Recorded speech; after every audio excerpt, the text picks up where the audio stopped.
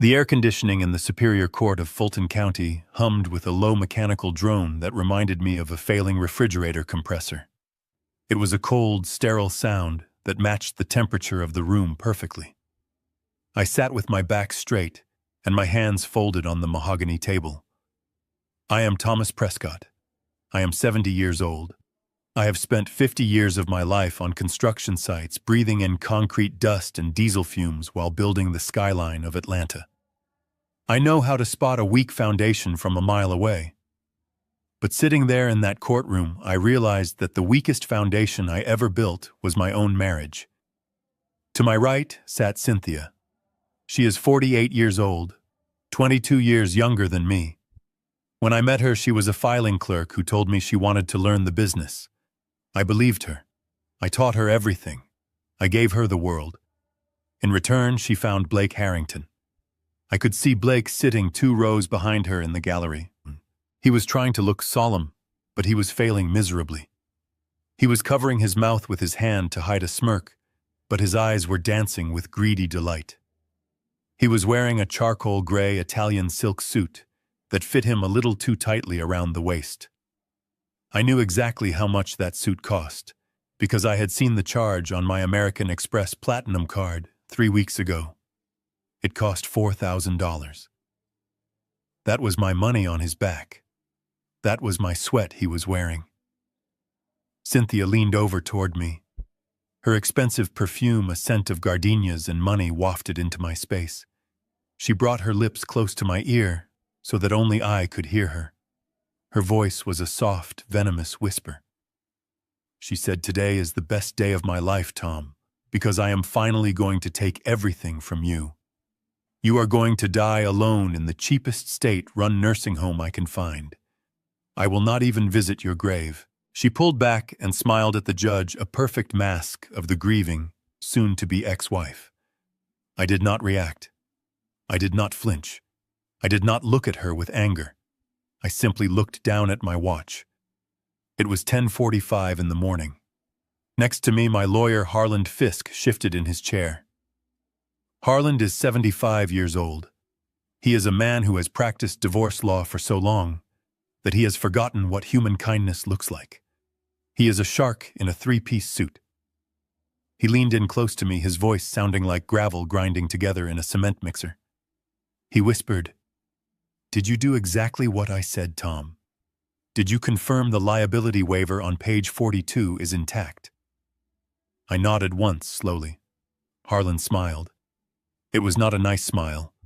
It was the smile of a predator who smells blood in the water. He whispered, "Good. The program starts right now." Judge Holloway cleared his throat. He was a tired-looking man with spectacles perched on the end of his nose. He shuffled through a stack of documents that represented 40 years of my hard work. He looked over his glasses at me with a gaze that held a trace of pity. I hated that look. I did not need his pity. I needed his signature. The judge began to read the final decree. Based on the prenuptial agreement being contested and voided due to the length of the marriage and the documented contributions of Mrs. Prescott to the business operations, this court rules as follows. Cynthia straightened her back. She looked like a cat that had just cornered a mouse. She was ready to feast. The court awards full ownership 100% of the shares and assets of Prescott Construction Incorporated to the plaintiff, Cynthia Prescott. This includes all heavy machinery, current contracts, brand trademarks, and the headquarters building in downtown Atlanta. I heard Blake let out a loud, sharp exhale of relief from the gallery behind us. I could picture him giving a thumbs up. They were looking at the revenue numbers. Prescott Construction brings in $15 million a year in gross revenue. They saw the cash flow. They saw the prestige. They saw the power of owning one of the biggest general contractors in the state. They did not see the steel cables holding the bridge up. They only saw the view from the top. The judge continued, his voice droning on. Furthermore, the court awards the marital residence located at Lake Lanier, including all furnishings, art collections, and the vehicle collection currently garaged there, to Mrs. Prescott. That house was my masterpiece. $5 million of custom architecture. I designed every truss. I calculated the wind load for every window. I hand-picked the timber for the framing. I built that house to stand for 100 years to shelter my family. Now she was going to turn it into a party house for her and her parasite boyfriend. Judge Holloway paused and looked at me again.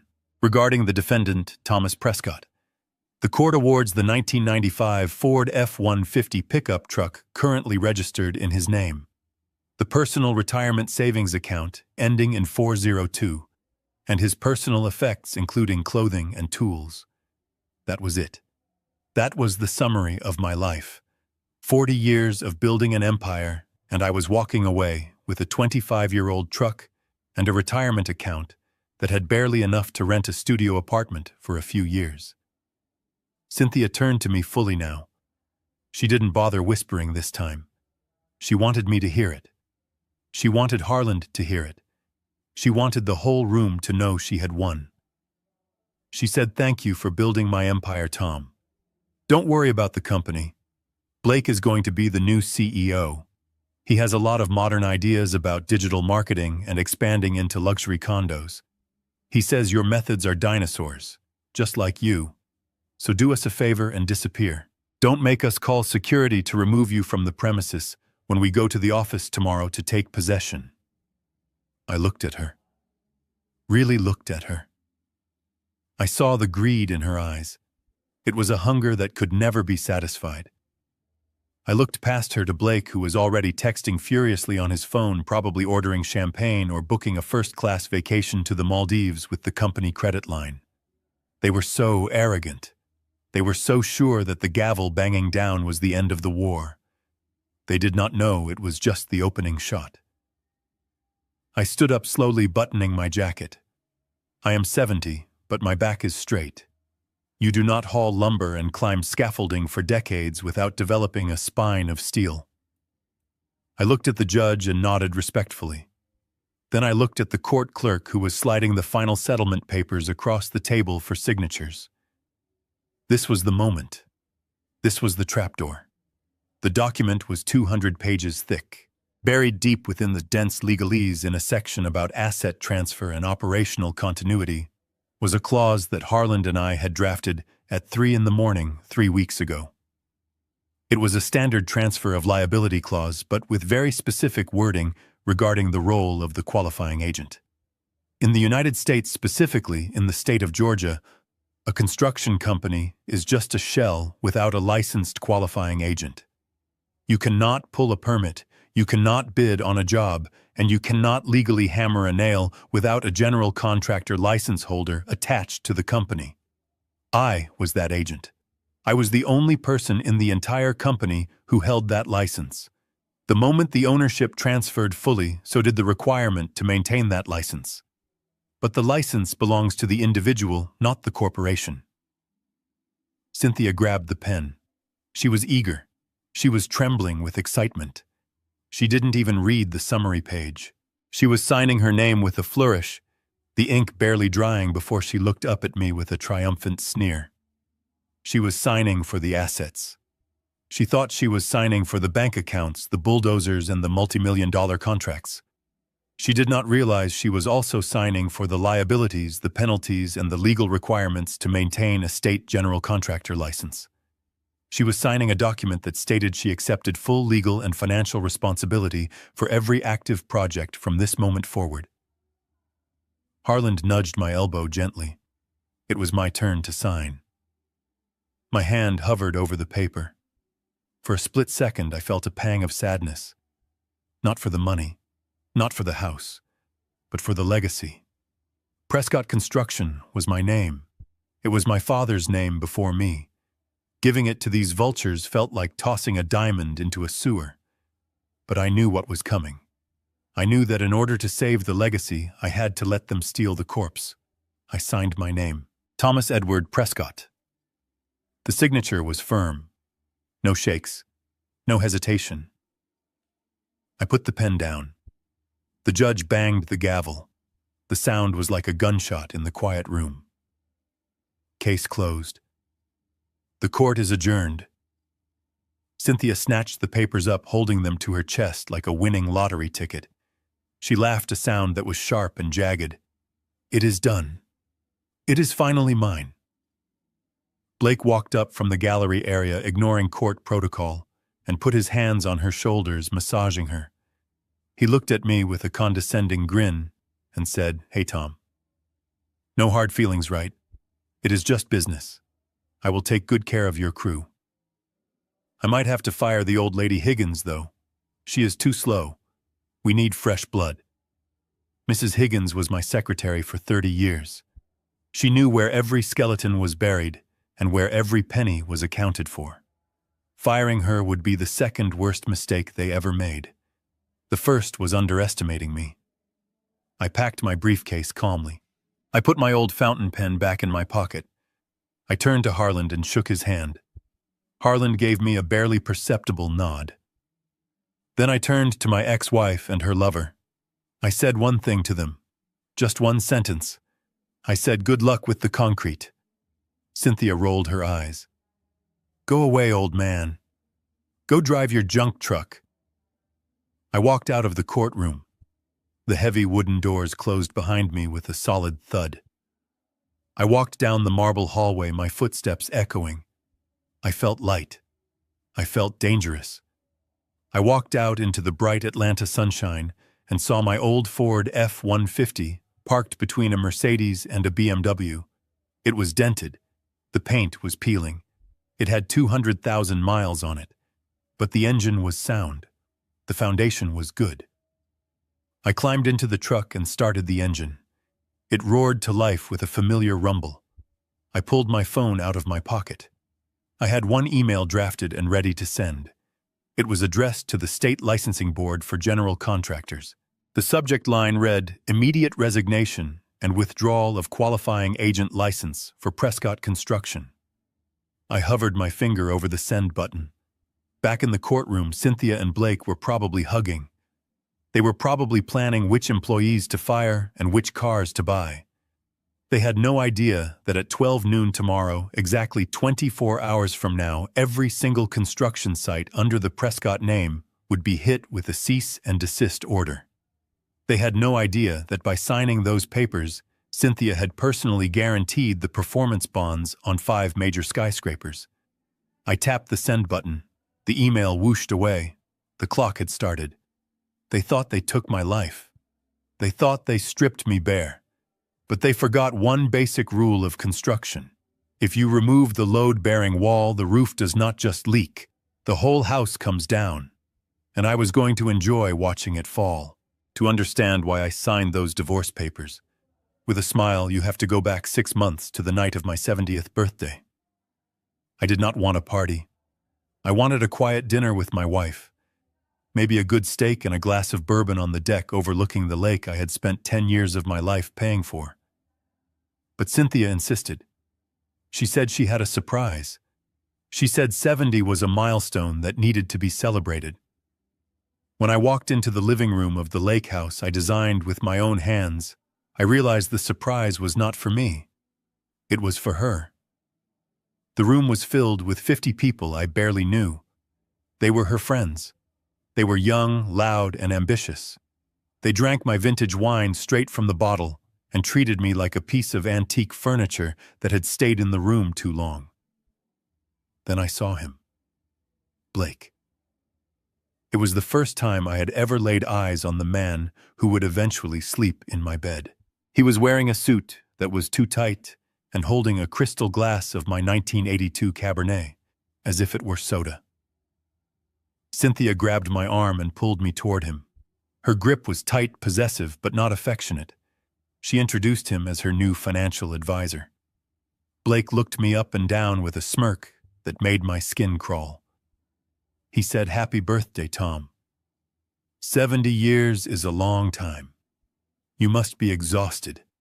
You know, in the digital age, businesses need young blood. Maybe it is time you sat on the porch and let the experts handle the heavy lifting." The guests around us chuckled. They looked at me with pity. They saw an old man in a cardigan who probably needed help operating the television remote. They did not see the man who could spot a structural fracture in a steel beam from 50 yards away. They did not know that while they saw a confused senior citizen, I was analyzing them like a blueprint. And I saw cracks everywhere. I felt suffocated. The noise was too loud. The perfume was too strong. I muttered an excuse about needing to take my heart medication and walked away. I did not need medication. I needed to get away from the smell of their expensive cologne and their cheap ambition. I walked down the hallway toward the master bedroom. The house was solid. I knew every stud in the walls. I knew where the plumbing ran. I knew which floorboards creaked. As I passed the master bathroom, I heard a voice. It was Cynthia. She was not whispering. She was confident. She thought the noise of the party drowned her out. She thought the old man was deaf. I stopped. I leaned against the wall next to the door, which was cracked open just an inch. She was on the phone. She sounded excited, almost breathless. She said, "Do not worry. The old fool is eating out of my hand. I have convinced him that his memory is slipping. He is scared. He thinks he is getting Alzheimer's just like his father. He trusts me completely." There was a pause while she listened to the person on the other end. Then she laughed. It was a cruel sound that I had never heard before. She continued speaking, her voice dropping to a conspiratorial hiss. "Yes, the power of attorney papers are ready. He will sign them tomorrow morning. Once I have that signature, we sell Prescot Construction. I already have a buyer lined up in China. They are offering $20 million for the brand and the equipment." My blood ran cold. I stood frozen in the hallway. She went on. "Blake, we take the money and we run. We put Tom in that assisted living facility in Macon, the one with the state funding. He won't know the difference. And then we are free. We will have $20 million, and he will be out of the way for good." It wasn't just an affair. It was a demolition. She wasn't just cheating on me. She was planning to liquidate 40 years of my life and lock me away to rot while she spent my legacy. She was gaslighting me, making me doubt my own mind so she could steal my signature. I did not kick the door open. I did not scream. I did not confront her. An engineer does not act on emotion. An engineer assesses the damage, calculates the variables, and formulates a plan.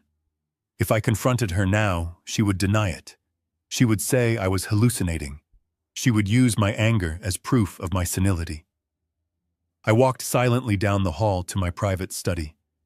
This was the only room in the house Cynthia hated because it smelled of old blueprints and dust. I stepped inside and locked the door behind me. The silence of the room wrapped around me like a shield. I walked over to the wall safe hidden behind the painting of the first skyscraper I ever built. My hands were steady. I spun the dial. Right to 14. Left to 28. Right to 5. The heavy steel door clicked open. Inside there were deeds, cash, and jewelry. I ignored them all. I reached into the back of the safe and pulled out a single laminated document. It was old. The edges were worn. But the seal of the state of Georgia was still bright gold. It was my general contractor license, the qualifying agent certificate. Most people do not understand how the construction business works. They think the company is the asset. They think the trucks and the cranes and the office building are what matters. But in the state of Georgia, a construction company is just a shell without a licensed qualifying agent. Without this piece of paper, Prescot Construction could not bid on a job. It could not pull a permit. It could not legally hammer a nail. This license did not belong to the company. It belonged to me. It was attached to my name, my social security number, and my test scores from 40 years ago. I held it in my hands. I looked at my name printed on the front. Thomas Edward Prescot. Cynthia wanted the company. She wanted the $20 million. She thought she was holding the keys to the kingdom. She thought I was just a senile old man standing in her way. I stood in the dim light of my study and stared at that license. I realized then that I was not the victim. I was the one holding the detonator. She could have the company. She could have the name. She could have the bank accounts. But without this license, she was buying a car without an engine. I put the document back in the safe and locked it. I looked at my reflection in the glass of the painting. My eyes were not the eyes of a victim. They were the eyes of a man who was about to bring the whole house down. I adjusted my cardigan. I unlocked the door and walked back out to the party. I smiled at my wife. I shook Blake's hand. I played the part of the tired old man. I let them believe they had won. But inside I had already started the countdown. The 3 months leading up to the divorce hearing were a masterclass in humiliation. It was a slow, systematic dismantling of my dignity designed to break whatever spirit I had left. Blake Harrington stopped hiding in the shadows. He started parking his leased Porsche right in the center of my driveway, blocking my truck. He walked into my house without knocking. He sat at the head of my dining table during dinner. He called himself my financial advisor, but he acted like the master of the manor waiting for the old lord to die. He would spread spreadsheets across the kitchen island covering up the plans for a hospital wing I was consulting on. He would tap the paper with a manicured fingernail and look at me with pity. He would say, "Tom, these margins are pathetic. You are running this company like it is 1995. You are still using paper invoices and handshake deals. It is embarrassing. The world is digital now. We need synergy. We need cloud-based integration. We need to cut the fat." I knew that Blake could not tell the difference between a load-bearing wall and a sheet of drywall. He threw around buzzwords he learned from business magazines to hide the fact that he was hollow inside. Synergy does not pour concrete. Cloud integration does not keep a 20-story crane from tipping over in a windstorm. But I did not correct him. I nodded slowly. I squinted at the papers as if I could not read the numbers. I let my hand shake when I reached for my coffee cup. I played the part of the confused old dinosaur perfectly. Then came the day Cynthia decided to cut the last lifeline I had to my sanity. It was a Tuesday morning. I was in my study reviewing the payroll. Mrs. Higgins, my secretary of 30 years, had sent over the files. She was the only person in the company who knew the truth about my health. She knew I was sharp. She knew I was playing a game. Cynthia walked in without knocking. She was wearing a silk robe that cost more than my first car. She threw a folder onto my desk. She said, "Fire her." I looked up. "Who?" She sneered. "That old bat Higgins. She is dead weight. She is always asking questions. She looks at me like I am a criminal. And she smells like mothballs. Blake says we can replace her with an automated scheduling software and a part-time intern for a fraction of the cost. Get rid of her today." I felt a flash of real anger then. Mrs. Higgins had been with me since the days when the office was a trailer on a job site. She had sent flowers when my mother died. She remembered every employee's birthday. She was the heart of the office. But I knew that if Mrs. Higgins stayed, she would fight them. She would try to protect me. And in doing so, she would get hurt. She would be collateral damage in the war I was planning. It was better to send her to the lifeboats before the ship sank. I picked up the phone. My hand felt heavy. I called Mrs. Higgins.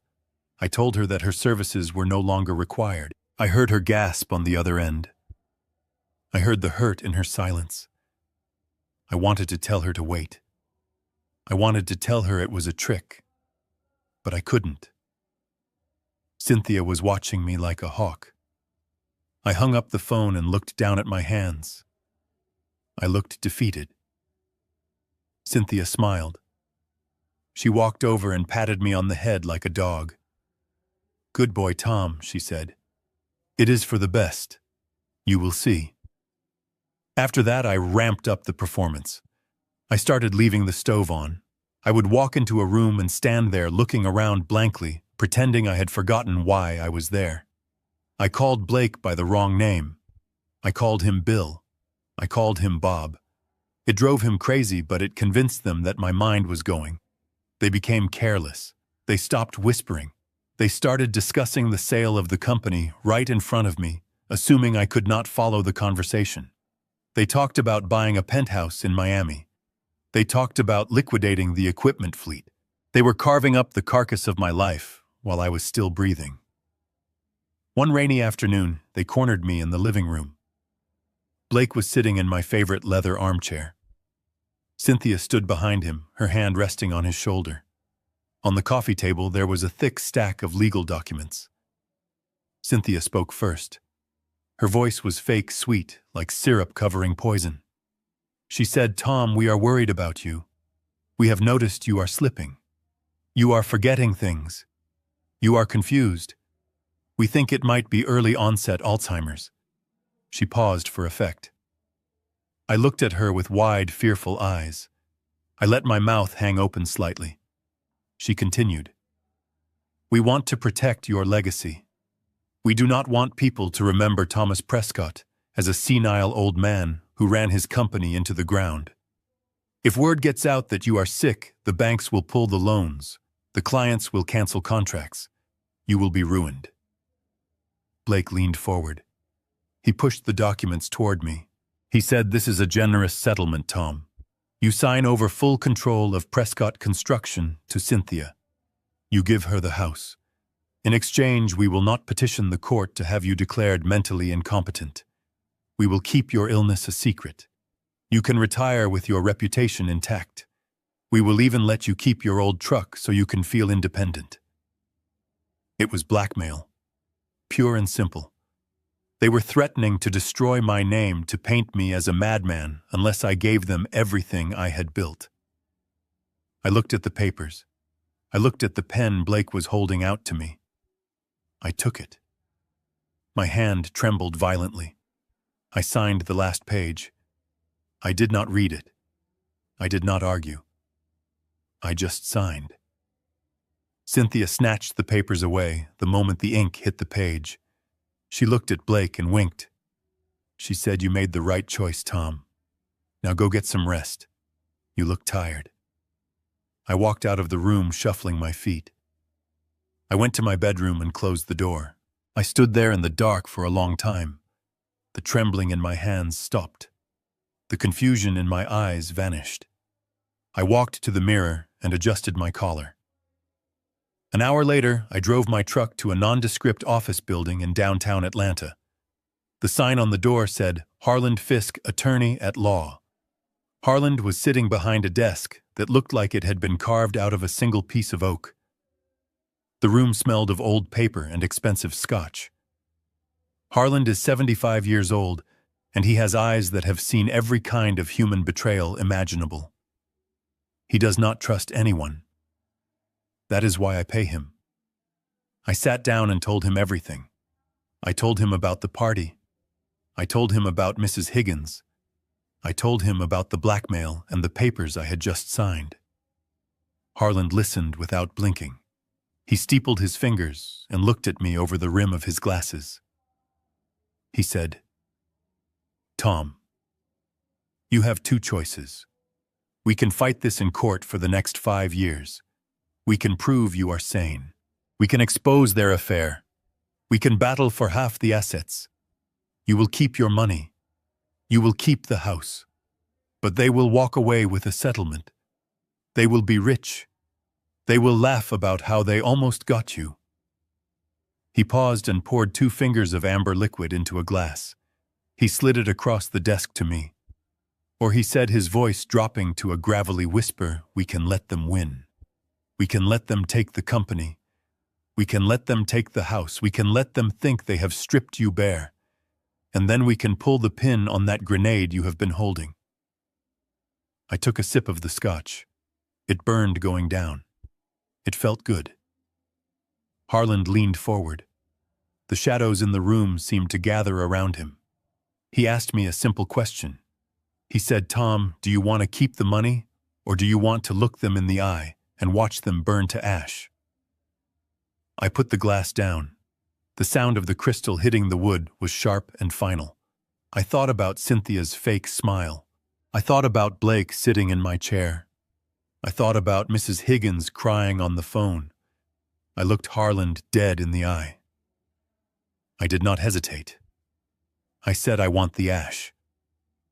Harland and I spent the next 2 weeks constructing the most dangerous weapon I have ever built.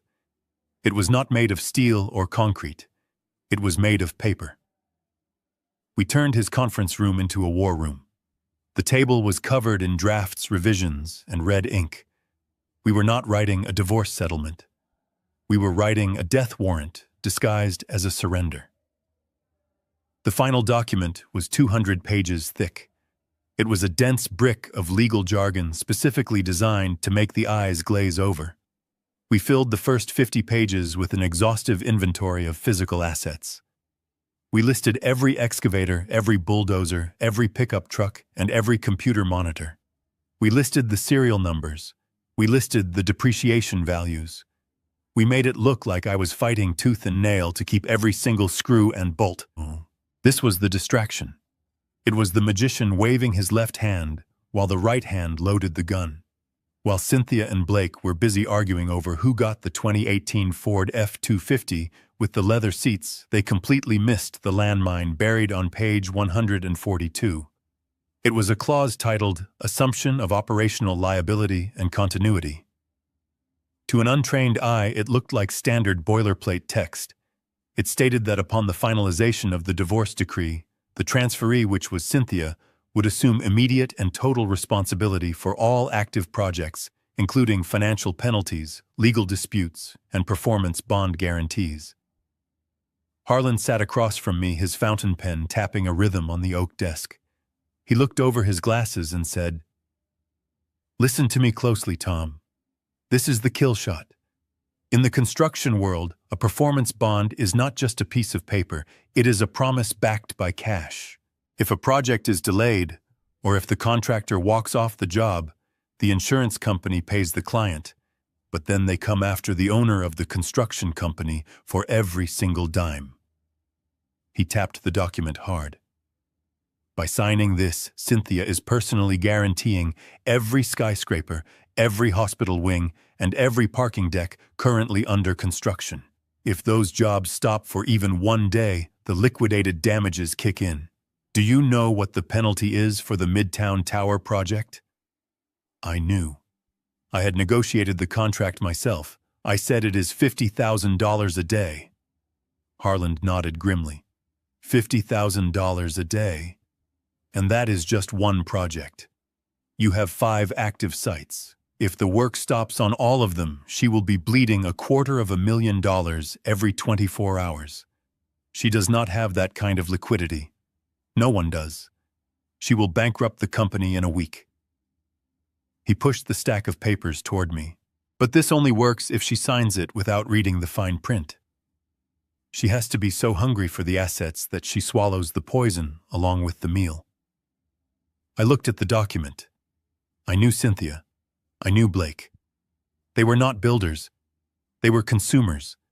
They looked at a balance sheet and saw only the revenue column. They ignored the expense column. They thought profit was magic. They did not understand that profit is what is left over after you survive the chaos. We presented the settlement offer 3 days later. We met in the office of Cynthia's lawyer, a man named David who wore too much cologne and had a diploma from a law school I had never heard of. Blake was there, of course. He sat next to Cynthia, reading the document over her shoulder, whispering in her ear like he was some kind of corporate genius. I watched them. I sat perfectly still, my face a mask of defeat. I let my shoulders slump. I let my hand tremble when I reached for my water glass. I wanted them to see a broken man. I wanted them to think I was giving up because I was too weak to fight. Blake flipped through the pages quickly. He was looking for the numbers. He found the valuation section. His eyes widened. He pointed to the line that listed the total asset value at $22 million. He whispered something to Cynthia, and she smiled. It was a greedy, hungry smile. They did not read page 142. They did not ask about the performance bonds. They did not ask about the active liability insurance. They just saw the cars, the house, and the bank accounts. Cynthia looked up at me. She said, "Well, Tom, I must say I am surprised. This is actually reasonable. I expected you to drag this out. I expected you to be stubborn." I cleared my throat. I made my voice sound raspy and tired. I said, "I am tired, Cynthia. I just want it to be over. I want to go to the lake and fish. I do not have the energy to run this company anymore. You and Blake, maybe you are right. Maybe it is time for new blood." Blake puffed out his chest. He looked like a rooster who had just taken credit for the sunrise. He said, "Do not worry, Tom. We will take it to the next level. We are going to streamline operations. We are going to cut costs. We are going to maximize shareholder value." I almost laughed. Maximizing shareholder value in construction usually meant buying cheap concrete and hiring unskilled labor. It was a recipe for a lawsuit or a building collapse. But I nodded. I said, "Good luck." They signed the preliminary agreement right there. They were practically salivating. They thought they had just won the lottery. They did not know they had just pulled the pin on a grenade and put it in their pocket. The night before the final court hearing, I was alone in the lake house. The party guests were gone. Cynthia was staying at a hotel with Blake, ostensibly to give me space to pack, but really to celebrate their victory without having to look at my face. The house was quiet. I walked through the rooms one last time. I touched the walls I had framed. I looked out at the water through the windows I had installed. I was saying goodbye. Not with sadness, but with a cold sense of finality. This house was no longer a home. It was just an asset. And tomorrow it would be a prison for my ex-wife. I went to my study and sat down at my desk. It was 2 a.m. The world outside was dark and still. I opened my laptop. The screen glowed blue in the darkness, illuminating the lines on my face. I opened my email client. I had a draft saved. I had written it weeks ago, but I had never entered the recipient's address. Now I typed it in. It was the direct email address for the director of the Georgia State Licensing Board for General Contractors. The subject line was simple: immediate resignation and withdrawal of qualifying. Agent license. I began to type the body of the email. My fingers moved steadily over the keys. To the licensing board. Please accept this formal notification that effective immediately upon the conclusion of court proceedings tomorrow at 12 noon, I am resigning from my position as the qualifying agent for Prescot Construction, Inc. I am disassociating my general contractor license number G from this entity. I am no longer responsible for the supervision, direction, or control of construction activities performed by this company. Please be advised that as of tomorrow afternoon, Prescot Construction will no longer have a licensed individual in a qualifying capacity. I read it over. It was clinical. It was precise. It was devastating. In the state of Georgia, you cannot operate a construction company without a qualifying agent. The moment this resignation was processed, the company's license number would become invalid. Every permit pulled under that number would be suspended. Every inspection would be halted. Every job site would be legally required to shut down immediately. It takes at least 30 days to qualify a new agent. You have to pass a background check. You have to pass a rigorous exam that takes months to study for. You have to prove financial solvency. Blake could not pass that exam if you gave him the answer key. Cynthia couldn't tell a joist from a jam. They would be dead in the water for a month. And in that month, the penalties would eat them alive. I looked at the clock. It was 2:14 in the morning. The court hearing was in 8 hours. I thought about the way Blake had looked at me. I thought about Cynthia whispering in the bathroom about putting me in a home. I thought about Miss Higgins crying when I fired her to save her.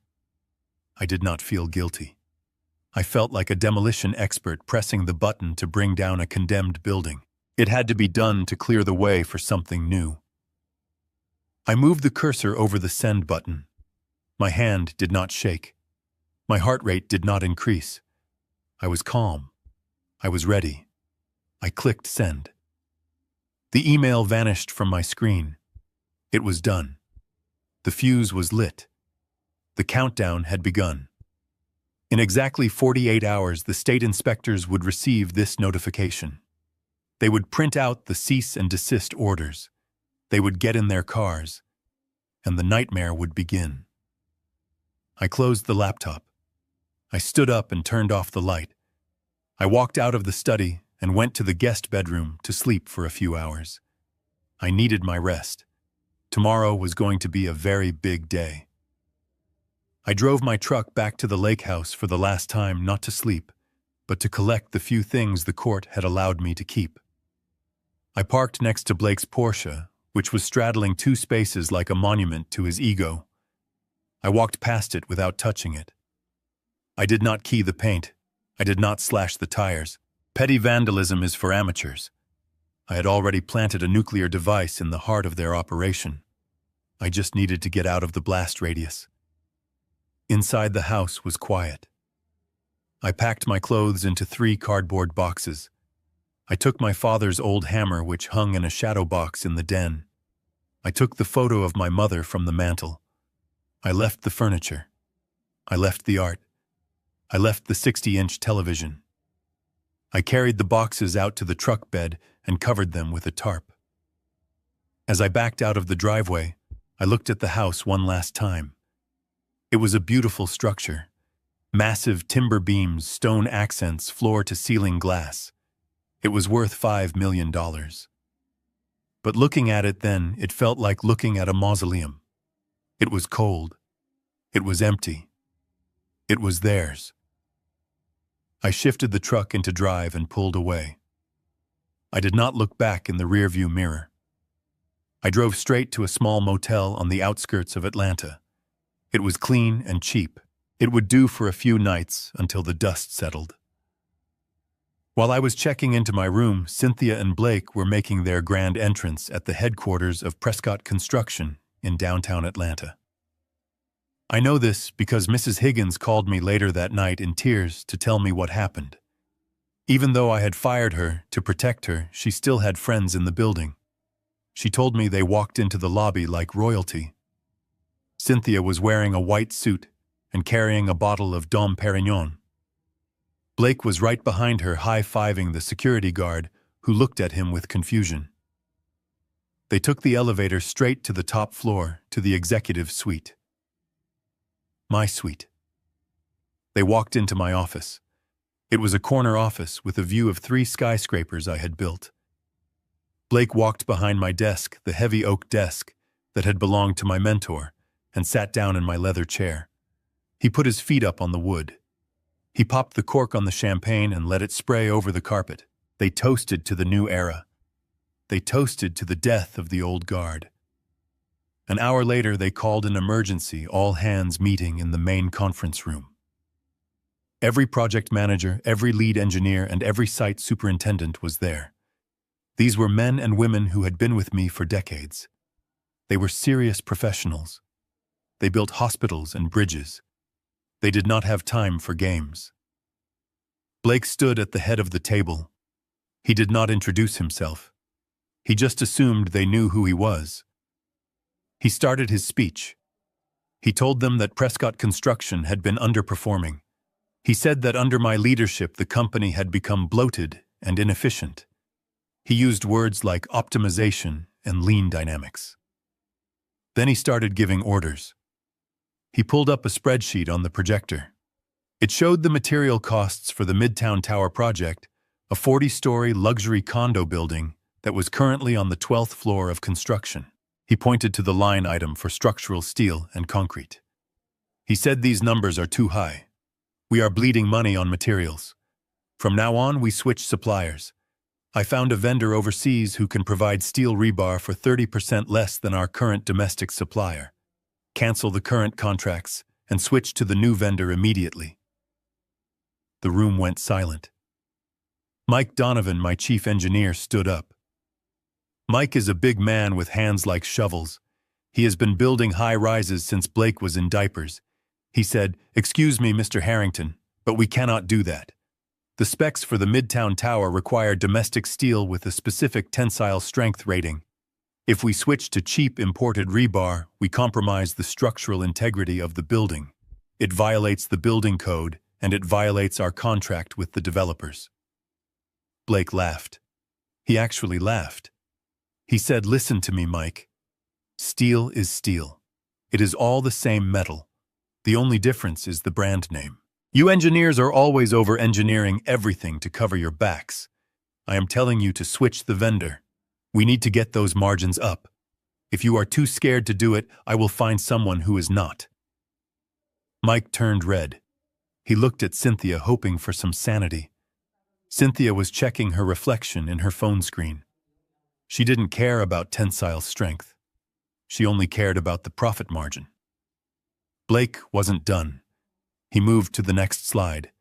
It was the labor schedule. He said, "I have been looking at the overtime payouts. We are spending a fortune on overtime. That stops today. From now on, the crews work until the daily quota is met. If they can't finish in 8 hours, they stay until it is done. But we are capping paid overtime. If they are slow, that is their problem, not ours. We need to motivate them to work faster." The silence in the room changed from shock to anger. In the construction industry, you do not mess with the crew's pay. These men and women work in the scorching heat and the freezing rain. They risk their lives hanging off steel beams 500 feet in the air. You pay them for every second they are on the clock. If you try to cheat them, they walk. Or worse, they get careless. And when people get careless on a construction site, people die. Mike spoke again. His voice was low and dangerous. He said, "You want us to tell the unions that we are mandating unpaid overtime. You want us to tell the crews to work faster with cheaper materials. Do you have any idea what you are doing? You are going to get us shut down. You are going to get someone killed." Blake slammed his hand on the table. He stood up, his face flushing. He said, "I am the CEO now. I give the orders. You are just employees. You do what I say, or you can pack your boxes. I am tired of this old way of thinking. This is a business, not a charity." Mike looked at him for a long moment. He looked at Cynthia, who was sipping her champagne. Then he took off his hard hat. He placed it gently on the conference table. He reached into his pocket and pulled out his ID badge. He dropped it next to the hat. He said, "I built this company with Tom Prescot. We built it on quality and respect. I am not going to be the one who tears it down. I am not going to put my name on a building that might collapse because you wanted to save a few dollars on rebar. I quit." He turned and walked out. For a second, nobody moved. Then the dam broke. Sarah, the head of logistics, stood up and put her badge on the table. Then David, the senior architect.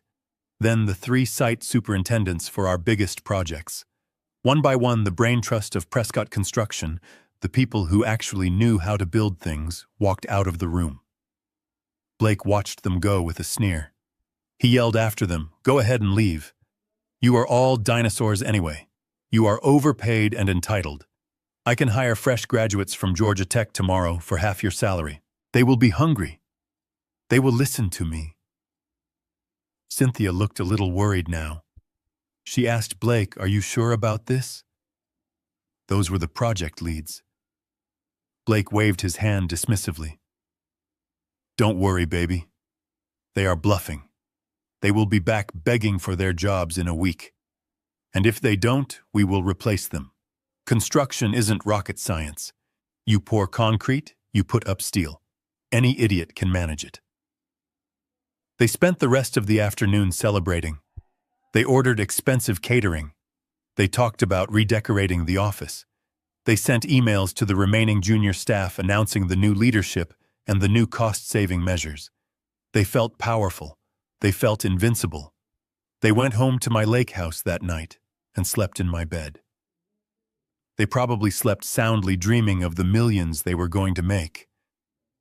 They did not know that the email I sent at 2 in the morning had been opened.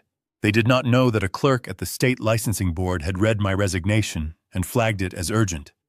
They did not know that the database had been updated. The next morning broke clear and cool over Atlanta. It was 8 o'clock on a Wednesday. The city was waking up. Traffic was humming on the connector. At the Midtown Tower site, the cranes were idle because the lead crane operator had walked out with Mike the day before. The junior crew was standing around, confused, waiting for orders that weren't coming. At the hospital expansion site, the concrete trucks were lined up, but the foreman refused to pour because he hadn't received the authorization from the project manager, who had also quit. And at the new stadium parking deck project, the crew was sitting on their coolers drinking coffee, wondering why the gates were locked. Then they saw them.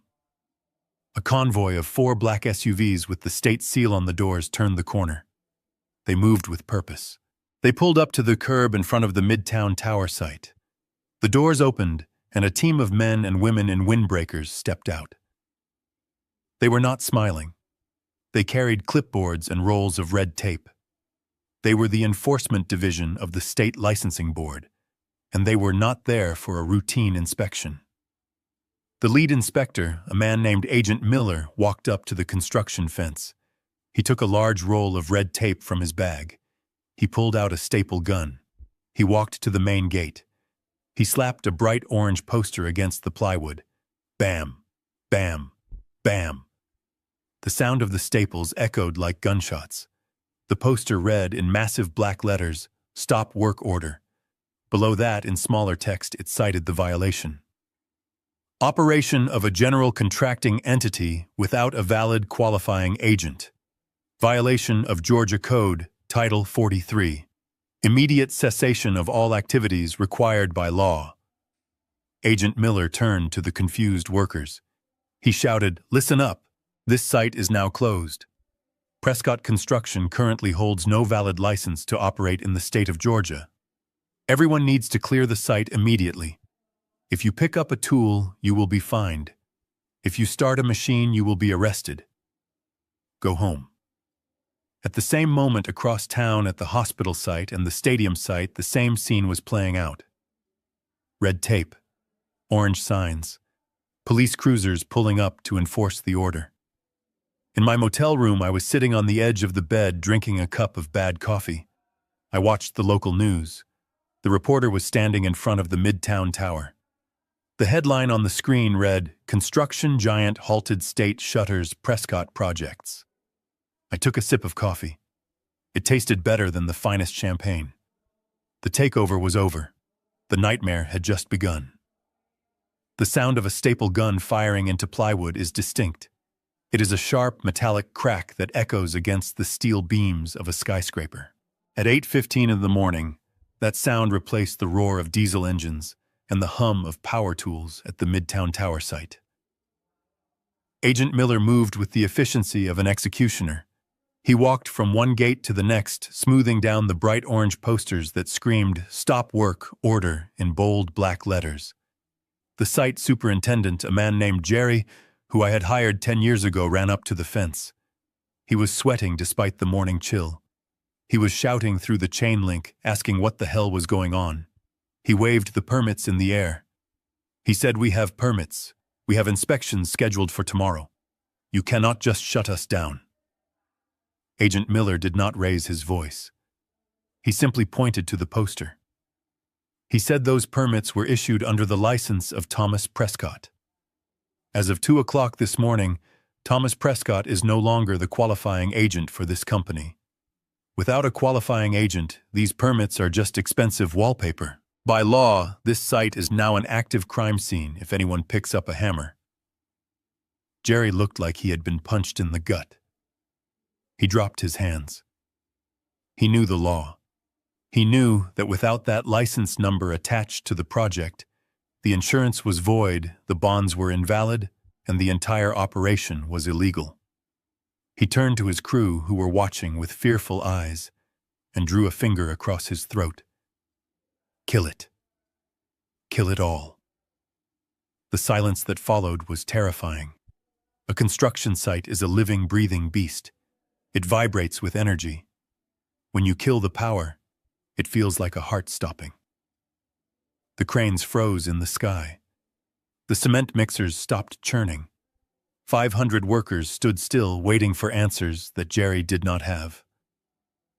Across town at the new hospital wing, the scene was even more chaotic. The police had arrived to enforce the order. They were escorting the subcontractors off the property. A foreman was arguing with an officer, pointing at a half-poured concrete slab that was rapidly curing. He yelled that if they didn't finish the pour, the concrete would set unevenly, and they would have to jackhammer it all out. The officer did not care about the concrete. He cared about the code. He told the foreman to step away from the vehicle, or he would be arrested for operating without a license. At the Prescot construction headquarters, the atmosphere shifted from celebration to panic in the span of 10 minutes. Cynthia was sitting in my office drinking a latte and looking at fabric swatches for the new curtains. Blake was on the phone with a Porsche dealership ordering a custom color for his new car. Then the phone on Mrs. Higgins' old desk started ringing. The receptionist who replaced her, a young girl named Ashley, picked it up. She listened for a moment, her face turning pale. Then the other line rang. Then the cell phone of the project manager in the next office started buzzing. Within minutes, the reception area sounded like a call center during a disaster. It was the site superintendents. All of them. Ashley ran into my office. She didn't knock. She was trembling.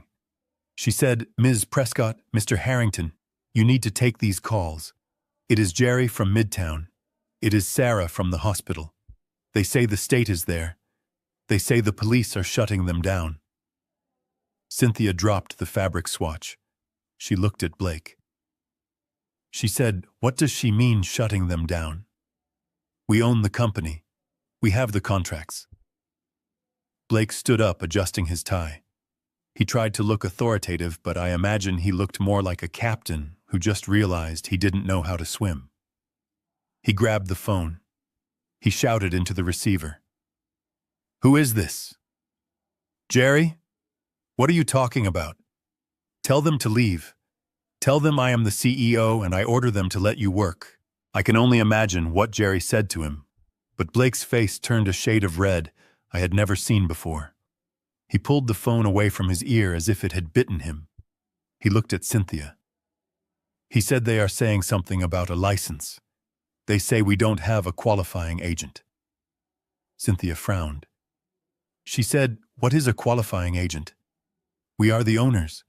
That qualifies us." Blake didn't know. He had never bothered to learn the regulations. He thought owning a construction company was about signing checks and wearing hard hats for photo opportunities. He didn't know that the qualifying agent was the legal anchor for the entire entity. Cynthia grabbed her purse. She was starting to panic. She pulled out her phone and dialed the number she had been dreading. She dialed me. I was sitting in a folding chair on the bank of Lake Lanier, about 5 miles down from my old house. The water was calm like glass. I had a fishing line in the water, but there was no bait on the hook. I wasn't there to catch fish. I was there to catch the sound of my phone ringing. It rang. I let it go to voicemail once. I wanted her to sweat. I wanted her to imagine the silence of the job sites. I wanted her to hear the sound of money burning. It rang again. I picked it up slowly. I put it on speakerphone and set it on the cooler beside me. I cast my line out a little further. I said, "Hello, Cynthia. How is the first day of the new empire going?" Her voice was a shriek. It was so loud, it scared a duck that was paddling nearby. She screamed, "Tom, what have you done? What did you do to my company? The police are at the job sites. They are sending everyone home. They pasted red signs on the gates." I reeled in the line a few inches. I spoke calmly, my voice blending with the gentle lapping of the water against the shore. I said, "I haven't done anything to your company, Cynthia. I simply resigned. You wanted me gone, remember? You told me to disappear. You told me I was a dinosaur." She was hyperventilating. I could hear Blake shouting in the background, telling her to threaten me. She said, "But you can't just stop the work. We have contracts. We have deadlines. Why are they saying we don't have a license?" I sighed. It was a long, patient sigh, the kind you give a child who refuses to understand why they cannot touch the stove. I said, "Cynthia, in the state of Georgia, the general contractor license is issued to an individual, not a corporation. I was the individual. I passed the exams. I passed the board review. I held the liability. When I left the company, the license left with me. It is in my pocket right now." There was a silence on the line, a heavy, suffocating silence. Then she whispered, her voice trembling with the first real fear she had felt in months. "So what does that mean?" I said, "It means you are currently operating an illegal construction business. It means every day those sites are closed, you are in breach of contract. It means the liquidated damages clauses in the contracts you signed yesterday are about to kick in." I paused to let that sink in. I wanted her to do the math. I continued. "If I recall correctly, the penalty for the Midtown Tower is $50,000 a day. The hospital is $30,000. The stadium deck is $20,000. That is $100,000 a day, Cynthia. Every single day until you find a new qualifying agent." She screamed. "But that will take weeks. We can't find someone in a day. We have to vet them. They have to apply to the state." I said, "Actually, it takes about 30 to 60 days if you fast-track it. And that is assuming you can find someone with an unlimited tier license who is willing to attach their name to a company that is currently under investigation by the State Licensing Board. Which you are as of this morning." She started to cry. It wasn't a sad cry. It was the angry, desperate cry of someone who realizes they have walked into a trap. She said, "You have to come back. You have to fix this. You can't let this happen. We will lose everything." I looked out at the lake. The sun was shining on the water. It was a beautiful day. I felt a sense of peace I hadn't felt in 40 years.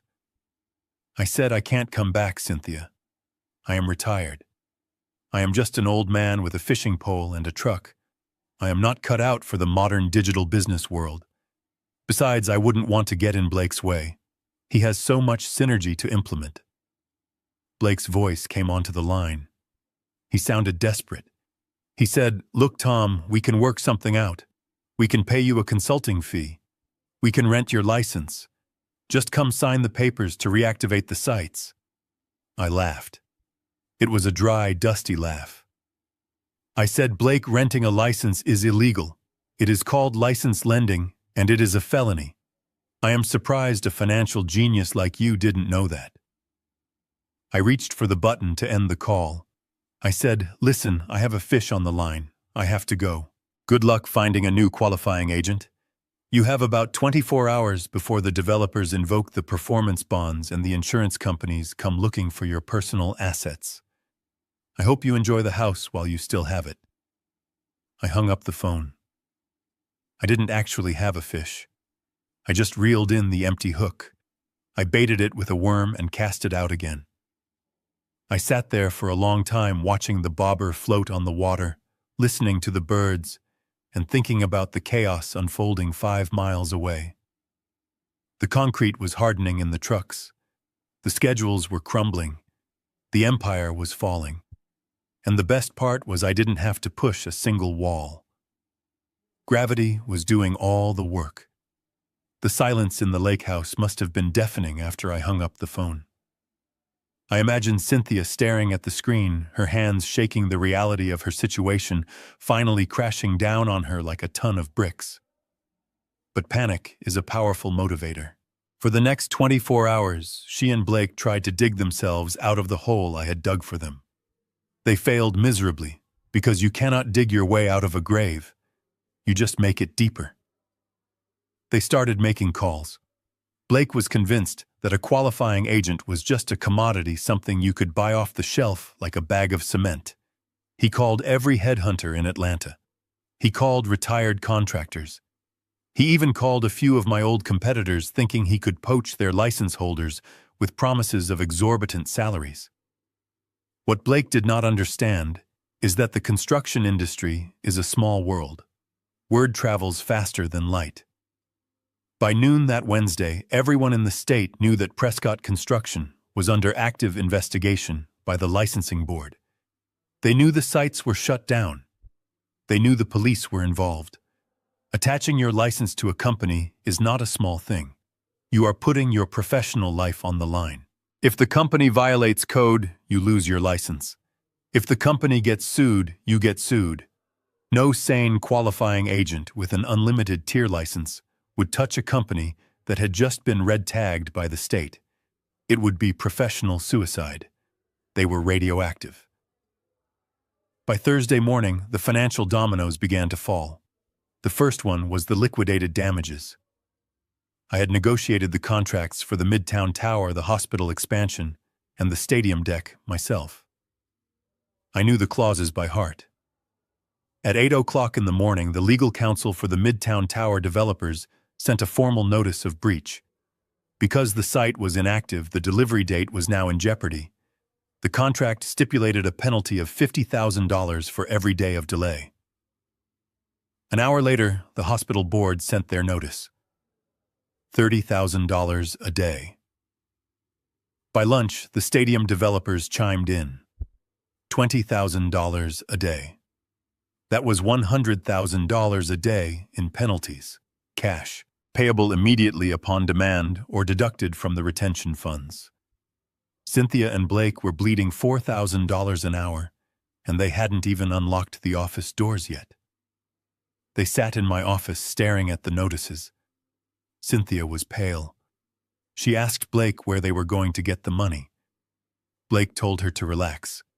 He told her to look at the operating account. He pulled up the banking app on the computer. He pointed to the balance. There was $5 million in the main operating account. See, Blake said, we have plenty of cash. We can pay the penalties for weeks while we fix this license mess. We are rich, baby. Don't worry. That was the moment they made the mistake that would turn a bankruptcy into a felony. That $5 million was not profit. It was not their money. It was a mobilization advance from the hospital project. It was money specifically designated for purchasing specialized medical-grade HVAC units and copper piping. In the construction industry, that money is held in trust. You cannot spend it on anything other than the project. Using it for operating expenses or penalties is a breach of fiduciary duty. Using it for personal expenses is embezzlement. But Blake didn't know that. And Cynthia didn't care. She saw the number with 6 zeros and she felt safe. She told Blake to transfer $500,000 to the luxury car dealership to pay off the balance on the custom Porsche he had ordered. She wanted to cheer him up. She wanted to prove they were still in control. Blake made the transfer. He clicked the button. The screen processed for a moment. Then a message popped up in red text. Transaction denied. Account frozen. Contact institution immediately. They tried again. Denied. They tried the payroll account. Denied. They tried the corporate credit cards. Declined. The second domino had fallen. Construction lending is based on risk assessment. When the state inspectors shut down the job sites, they filed a report. That report went into a public database. The risk algorithms at the First National Bank of Georgia picked up the alert instantly. A construction company that cannot build has no income. A company with no income cannot service its debt. The bank did exactly what any bank would do. They panicked. They froze the line of credit to stop the bleeding. They locked down the operating accounts to secure their collateral. Cynthia grabbed the desk phone and dialed the bank manager. She screamed at him. She demanded to know why her money was hostage. The manager was polite but cold. He informed her that under the terms of the commercial loan agreement, the issuance of a stop work order constituted a material default. The bank was exercising its right to offset. They were freezing all assets until a risk audit could be completed. Then he dropped the bomb. He asked about the attempted transfer of $500,000 to a car dealership. He asked why project funds were being moved to a non-vendor entity. He used the word audit. He used the word fraud. Cynthia dropped the phone. She looked at Blake. The color drained from her face, leaving her looking like a wax statue. She whispered, "They know about the car. They know we tried to use the hospital money." Blake was pacing the room, sweating through his expensive shirt. He said, "It is a mistake. I will fix it. I will call my lawyer." But he didn't have a lawyer. He had a drinking buddy who passed the bar exam 20 years ago. Cynthia sat in my leather chair, the chair she had fought so hard to take from me, and realized she was trapped. She had $5 million in the bank that she couldn't touch. She had penalties racking up at a rate of $100,000 a day. And she had just left a digital footprint, attempting to steal client funds to buy a sports car. She wasn't just broke. She was a criminal. I was sitting in my new apartment unpacking my boxes when my phone buzzed. It was a news alert. The local business journal had picked up the story. Major Atlanta contractor halted. Assets frozen amidst licensing scandal. I read the article calmly. It mentioned the stop work orders. It mentioned the bank freeze.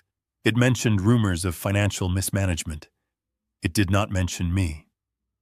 I was a ghost. I was the invisible hand that had tipped the first domino. But the final blow came late that afternoon. A courier arrived at the Prescot construction headquarters. He walked past the weeping receptionist who hadn't been paid and took the elevator to the executive suite. He handed a thick envelope to Cynthia. It was a lawsuit. But it wasn't from the bank. It wasn't from the state. It was from the Sovereign Group, the developers behind the Midtown Tower. They were known for being ruthless. They did not play games. The lawsuit cited breach of contract negligence and fraud. It named Prescot Construction as a defendant. But it also named Cynthia Prescot personally, because of the clause on page 142, the clause she signed without reading, the clause where she accepted full personal liability for all operational risks. The Sovereign Group was not asking for the $50,000 a day penalty. They were exercising the nuclear option. They were canceling the contract entirely due to gross incompetence and illegal operation. They were demanding the return of all progress payments. They were suing for damages to their reputation. The total amount demanded in the suit was $10 million. Cynthia read the number. She looked at the zeros. She looked at Blake, who was cowering in the corner trying to delete emails from his phone. She realized then that the house, the cars, the jewelry, and the bank accounts were gone. $10 million was more than everything she had stolen from me.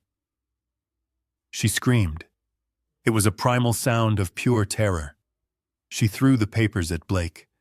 She swept the lamp off the desk. She collapsed onto the floor, sobbing. I imagined the sun was setting over the city just like it was outside my window. The golden light hitting the steel skeleton of the Midtown Tower, the tower that would never be finished by Prescot Construction.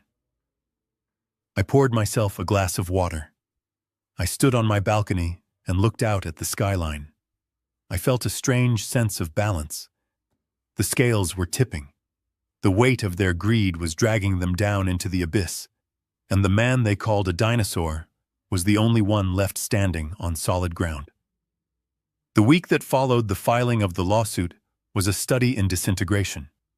The pressure inside the lake house must have been physical, like the air inside a submarine that has gone too deep. Outside, the pressure was literal. By Friday morning, a crowd had gathered at the heavy iron gates of the estate. It was not the media. It was the workers. The crew from the stadium project, who had been sent home without their weekly paychecks, had found out where the new owner lived. They stood on the public road, holding cardboard signs and chanting. They wanted their money. They wanted answers. Cynthia was trapped inside her $5 million fortress. She closed the heavy velvet drapes I had installed to block out the morning sun. She paced the travertine floors, her phone in her hand, calling lawyers who would not answer, and bankers who had blocked her number. She was watching her life evaporate 1 hour at a time.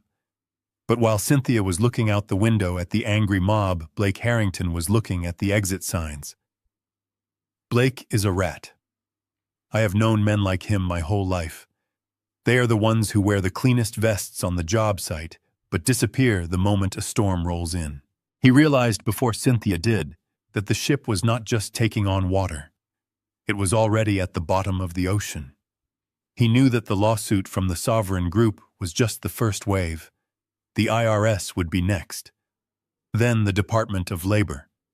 He realized that if he stayed, he would be named in the civil suits. He would be deposed. He would be ruined. But if he left now, if he vanished while the chaos was focused on Cynthia, he might just survive. He spent Friday afternoon in the guest bedroom, which he had converted into his home office.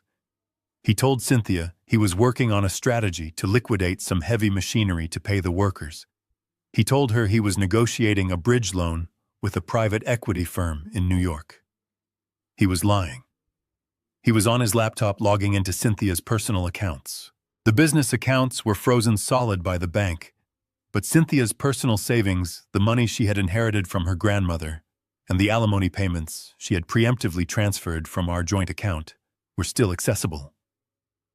It was about $200,000.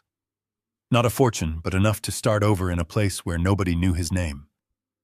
I can imagine his fingers flying across the keyboard. He didn't hesitate. He didn't feel guilty. To him, Cynthia was just another failed investment. He initiated a wire transfer to an offshore account in the Caymans, a shell account he probably set up years ago for situations exactly like this. He pressed enter. The screen flashed. Transaction complete. He closed the laptop. He stood up and walked to the closet. He pulled out 2 large Louis Vuitton duffel bags. He didn't pack his clothes. He packed the things that had value. He opened Cynthia's jewelry box. He took the diamond tennis bracelet I gave her for our 20th anniversary. He took the sapphire earrings. He took the Rolex watches she had bought for him with company money. He swept them all into the bag. Then he went to the wall safe in the master bedroom. He knew the combination because Cynthia trusted him more than she trusted herself. He opened it and took out the emergency cash stack, about $10,000, that I always kept there for hurricanes or power outages. He zipped up the bags. He was ready. He walked down the grand staircase, the heels of his Italian shoes clicking on the marble steps. He looked around the foyer. He wasn't saying goodbye. He was checking to make sure the coast was clear. But the coast was not clear. Cynthia was coming out of the kitchen holding a glass of wine. It was 2 in the afternoon, but time had lost its meaning in that house. She saw him. She saw the bags. She saw the way he was dressed in his traveling coat, looking like a man running for a train. She stopped. The glass shook in her hand. She asked him where he was going. She asked him why he had the bags. Blake didn't lie this time. He didn't have the energy. He looked at her with a cold, dead stare. He said, "I am leaving, Cynthia. This is over. You are toxic. You are going to drag me down with you, and I am not going to let that happen." Cynthia dropped the glass. It shattered on the floor, spraying red wine across the white stone like blood. She ran to him. She grabbed his arm. She screamed that they were partners. She screamed that he promised to fix this. She begged him not to leave her alone with the lawyers and the angry workers outside. Blake laughed. It was a cruel, ugly sound. He pushed her off him. He told her that she was a fool. He told her that she never owned the company, she just stole it. He said she was incompetent, and that he had only stuck around this long because he thought there would be a payout. But now the money was gone and she was nothing but a liability. He turned toward the front door. Cynthia screamed. She lunged at him, clawing at the bag, trying to stop him. She wasn't fighting for the jewelry. She was fighting for her dignity. She was fighting against the realization that she had destroyed her family for a man who saw her as an ATM machine. Blake spun around. He shoved her hard. He didn't hold back. Cynthia flew backward. She tripped over her own feet and fell hard onto the marble floor. Her head hit the bottom step of the staircase with a sickening thud. She lay there, stunned, gasping for air. She looked up at him, her eyes wide with shock. She watched the man she loved, the man she chose over me, adjust his coat and turn his back on her. He walked out the front door. He walked past the angry workers who were shouting at the gate. They didn't stop him because they didn't know who he was. They thought he was a lawyer or an agent. He walked to the garage. He bypassed his Porsche. He didn't want a car that was leased in his name. He wanted something faster, something that could get him to the state line in style. He walked to the azure blue Bentley Continental GT. It was the crown jewel of the vehicle collection. It was a $200,000 car. The keys were in the ignition. We always left them there inside the secure garage. He opened the door and slid into the cream leather seat. He started the engine. The twin-turbo W12 roared to life. He hit the garage door opener. As the door rose, he saw the open road. He saw freedom. He peeled out of the garage, swerving around the protesters at the gate, leaving skid marks on the driveway. He accelerated down the long, winding road that led away from the lake. He was doing 80 miles an hour before he hit the main highway. He thought he had escaped. He thought he was smarter than everyone else. He thought he had won. But Blake made one critical error. He forgot about the paperwork. When the court awarded the vehicle collection to Cynthia, the judge signed the order. But a court order does not magically change the registration at the Department of Motor Vehicles. You have to file the title transfer. You have to pay the ad valorem tax. You have to process the paperwork. Usually Mrs. Higgins handled the vehicle registrations. She was the one who made sure every tag was renewed and every title was clean. But Cynthia had fired Mrs. Higgins before the divorce was final. And in the chaos of the takeover and the champagne toasts and the arrogance, no one had bothered to go to the tag office. Legally, on the state database, that Bentley still belonged to me, Thomas Prescot. I was sitting in my apartment eating a sandwich when my phone alerted me.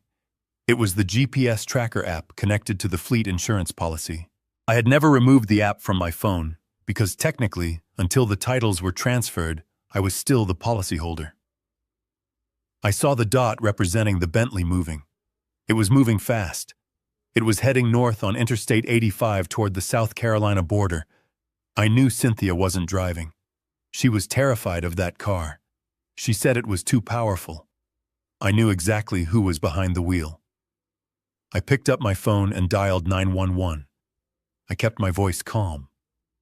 I told the dispatcher that I wanted to report a grand theft auto in progress. I gave them my name. I gave them the description of the vehicle. I told them that an unauthorized individual, a former employee named Blake Harrington, had taken the vehicle without my permission and was driving recklessly northbound on I-85. The dispatcher asked if I was the registered owner. I said yes. She checked the database. It confirmed my name. She said units are being dispatched immediately, Mr. Prescott. I hung up the phone. I pulled up the traffic camera feed on my laptop. I have access to the DOT cameras because of my work with the city infrastructure. I found the camera at mile marker 106. 10 minutes later, I saw it. The blue Bentley flashed across the screen, weaving through traffic, cutting off a semi-truck. And right behind it were 3 Georgia State Patrol Chargers, their blue lights flashing in unison. Blake saw them in his rearview mirror. I imagined the panic that seized his throat. He probably thought about running. He probably thought about pushing that 12-cylinder engine to the limit. But even a Bentley cannot outrun a radio. He pulled over. He stopped on the shoulder of the highway. I watched on the grainy camera feed as the troopers approached the car with their guns drawn. They pulled him out. They threw him onto the asphalt. They cuffed his hands behind his back. They opened the trunk. They found the duffel bags. They found the jewelry. They found the cash. They ran his ID. They found the outstanding warrant for embezzlement that I hadn't even known about from a previous job in Florida. but which popped up the moment they ran his name through the National Crime Database. Blake Harrington was arrested for grand theft auto possession of stolen property and reckless driving. He was sitting in the back of a patrol car, watching his freedom disappear in the rearview mirror, just like he had watched Cynthia fall in the foyer. Back at the lake house, Cynthia was still sitting on the floor. She was bruised. She was alone. She was broke. The silence of the empty house was heavy around her. The man she destroyed her life for was in handcuffs. The company she stole was dead. And I sat in my apartment finishing my sandwich. I took a sip of iced tea. I felt a strange sense of closure. The rat had fled the ship, but he hadn't made it to the shore. The trap was sprung. The debris was falling. And there was only one act left to play. The silence in the lake house after Blake fled was different than the silence before. It was not peaceful. It was the heavy, suffocating silence of a tomb. For 3 days, Cynthia did not leave the property. She nursed the bruise on her hip where she had fallen, and she drank the cheap wine that was left in the pantry because the good stuff was gone. She was waiting for a miracle. She was waiting for someone to call and say it was all a misunderstanding. But the phone did not ring with good news. It only rang with debt collectors. The first physical blow to her new reality came on a Tuesday morning. It wasn't a subtle email or a polite letter. It was a sheriff's deputy standing at the front gate. He was not there to arrest her, but he brought something just as devastating. He taped a notice to the iron bars of the gate. It was a notice of foreclosure. When I designed the financial structure of the house, I had leveraged the equity to secure a line of credit for the business. It was a common practice for contractors. But the loan agreement had a very specific clause called a cross-default provision. When the business accounts were frozen due to the license violation and the suspected fraud, the bank automatically called the note on the house. They demanded full repayment of the $5 million mortgage immediately. Cynthia walked down the long driveway in her bathrobe to read the notice. She stood there in the morning mist, reading the words that evicted her from the life she thought she owned. She had 30 days to vacate the premises. 30 days before the bank sent a crew to change the locks and put my custom furniture out on the street. She went back inside and tried to call David, her lawyer. David, the man with the cheap suit and the diploma from the school I had never heard of. He answered on the 4th try. His voice was not friendly anymore. It was cold and transactional. She begged him to stop the foreclosure. She told him to file an injunction. She told him to sue the bank. David cut her off. He asked a simple question. He asked if she had received his latest invoice. Cynthia stammered. She said she couldn't access the accounts. She said the bank freeze was a mistake. She promised to pay him double once the liquid assets were released. David laughed. It was a dry sound. He told her that he knew about the lawsuits. He knew about the Sovereign Group demanding $10 million.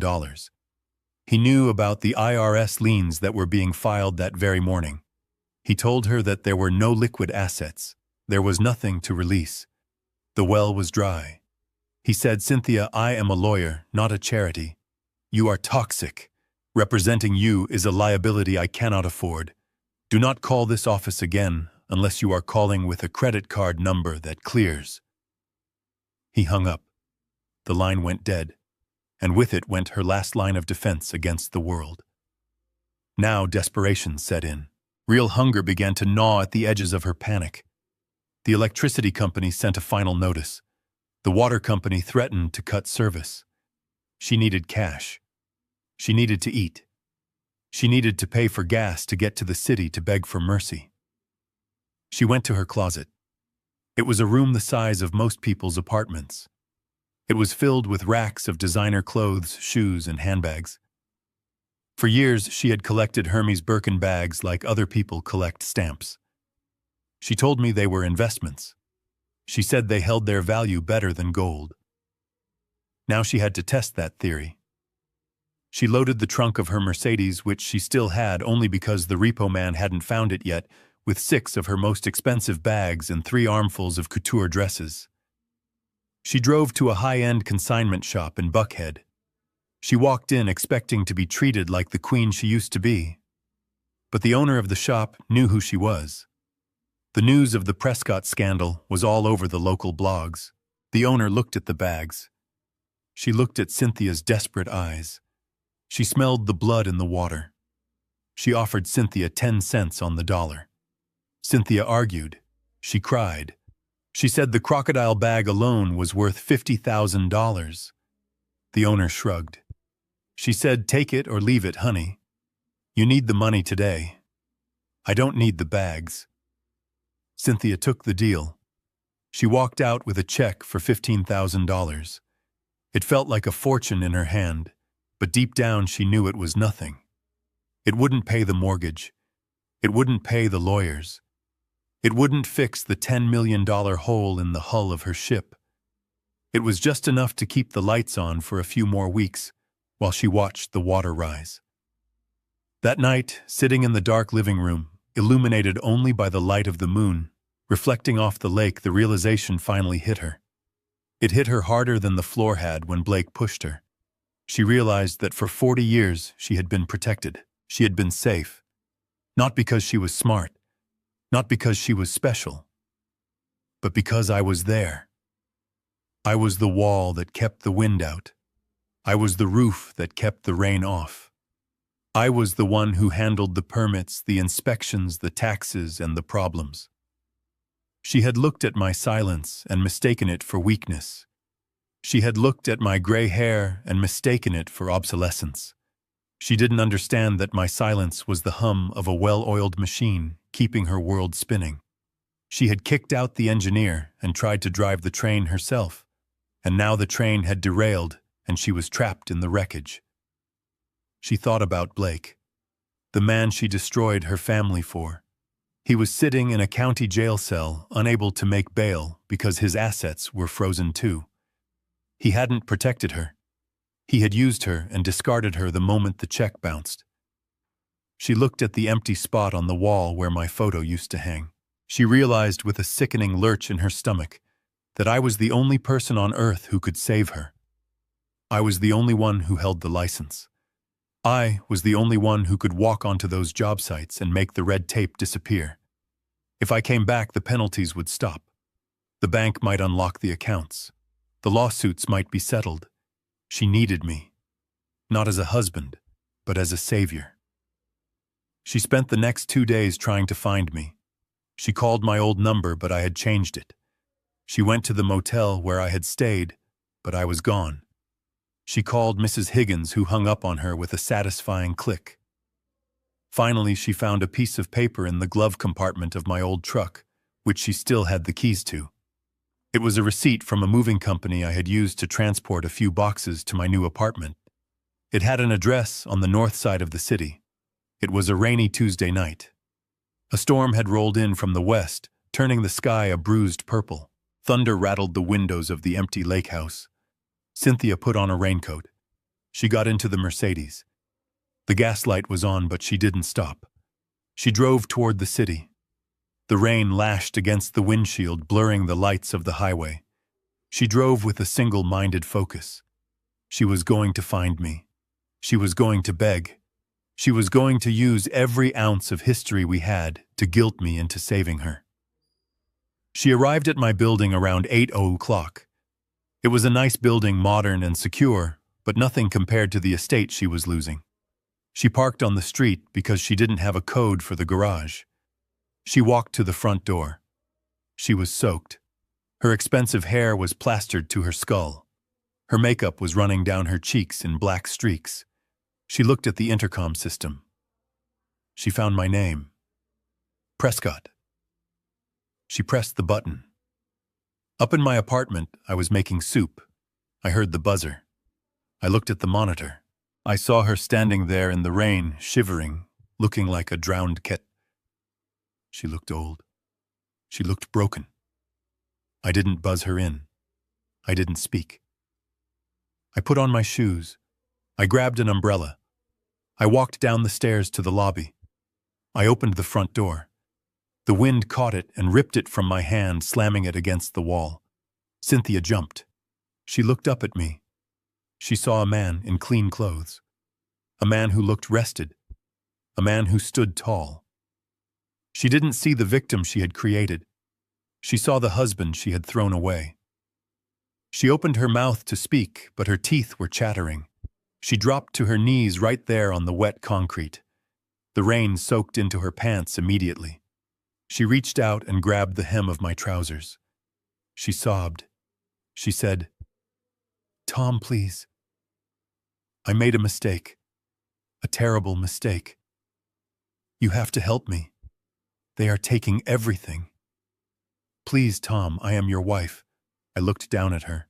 I felt the cold rain misting on my face. I remembered the courtroom. I remembered her whisper. I remembered her laughing with Blake. I did not feel pity. I felt the cold precision of a structural engineer looking at a building that had been condemned. I stepped back, pulling my pant leg from her grip. I looked her in the eye. I said, "Get up, Cynthia.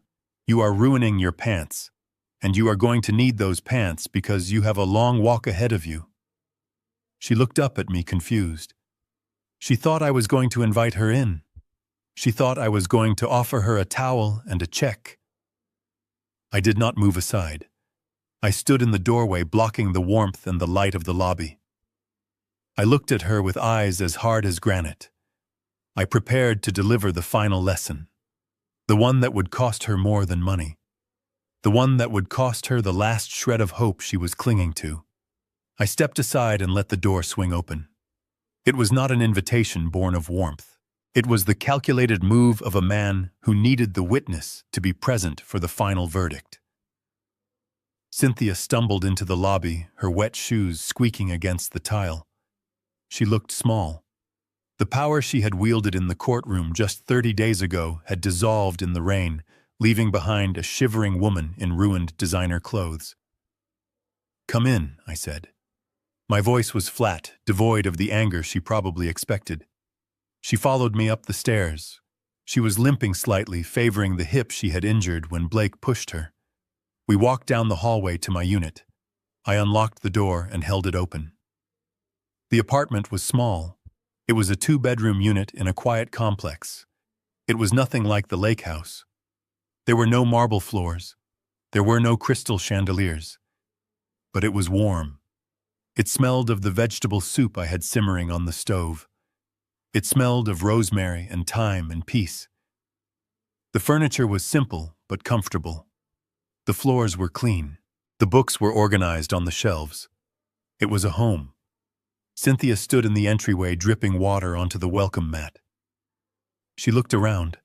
Her eyes darted from the clean kitchen counter to the comfortable armchair by the window.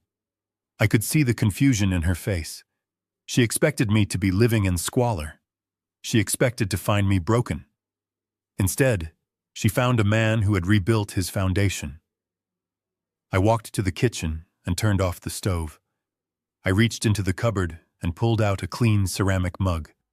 I poured hot water from the kettle and dropped in a tea bag. I did not ask her what she wanted. I simply placed the mug on the small dining table and pulled out a chair. "Sit," I said. She sat. She wrapped her freezing hands around the hot mug. She was shaking violently. Whether it was from the cold or the terror of her situation, I could not tell. She took a sip of the tea. The steam rose up and clouded her face, masking the ruin of her makeup. Then she started to talk. It began as a whisper and grew into a desperate torrent of words. "Tom," she said, her voice cracking, "you have to help me. I do not know what else to do. The bank took the house.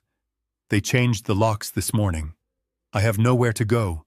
My cards are declined. My friends won't answer my calls." She looked up at me, her eyes pleading. "You are the only one who can fix this. You are the qualifying agent. If you come back. If you just sign the papers to reactivate the license, the stop work orders will be lifted. The penalties will stop. The bank will unfreeze the accounts. We can save the company." She reached across the table and tried to take my hand.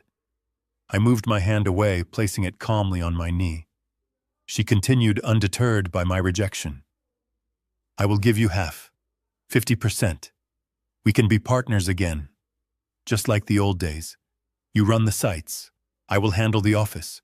We can fire the new staff. We can bring Mrs. Higgins back. I will sign whatever you want. 50%, Tom. That is millions of dollars. I watched her. I studied her face. I looked for a single trace of genuine remorse. I looked for an apology that wasn't tied to a financial transaction. I found nothing. She was bargaining. She was trying to buy her life back with money she didn't have, using assets that were already forfeited. When she saw that the offer of money didn't move me, she switched tactics.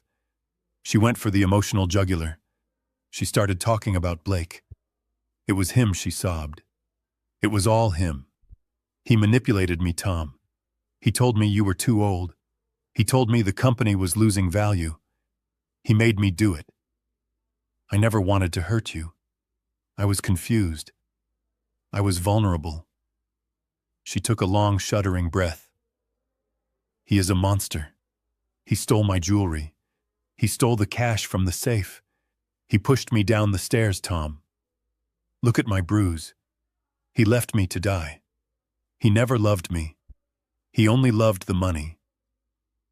But I loved you. We were married for 40 years. Doesn't that mean anything? Doesn't our history count for something? You can't just let me be destroyed because of one mistake.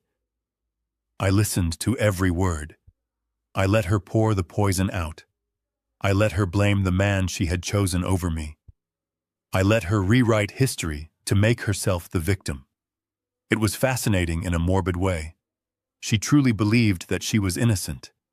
She believed that her greed was actually victimhood. She thought she was getting through to me. She saw me sitting there quietly listening, and she mistook my silence for softening. She thought the hot tea was a peace offering. She thought the warm apartment was a sanctuary I was offering to share. She wiped her eyes with the back of her hand, smearing black mascara across her cheek. So you will do it, she said, her voice sounding stronger, more confident. You will come to the licensing board tomorrow. We can tell them it was a clerical error. We can say you never really resigned. We can fix this, Tom. And then we can go get dinner. We can start over. I looked at the woman who had whispered in my ear at the courthouse that she wanted me to die alone. I looked at the woman who had laughed while her lover mocked me. I stood up slowly. I picked up my own mug of tea and took a sip. I walked over to the kitchen counter where I had left my briefcase. I opened it. I pulled out a thick manila folder. It was new. The edges were sharp. I walked back to the table. I did not sit down. I stood over her, casting a long shadow across the table. I placed the folder in front of her. Cynthia looked at it. She looked up at me. She smiled a weak, hopeful smile. Is this the reinstatement paperwork? She asked. Did you already draw it up? I shook my head. You are mistaken, Cynthia, I said. My voice was low, steady, and cold as the bottom of the lake. I did not invite you in here to save you. I did not give you tea because I want to be your partner. I invited you in because there is one last thing you need to see. One last piece of the puzzle that you missed. Her smile faltered. She reached out and touched the folder. I continued. You spent the last 10 minutes telling me how Blake destroyed the company. You told me he was the villain. You told me you were just a victim of his manipulation. But you signed the papers, Cynthia. You fired Mrs. Higgins. You ordered the cheap steel. You tried to buy a Porsche with hospital funds.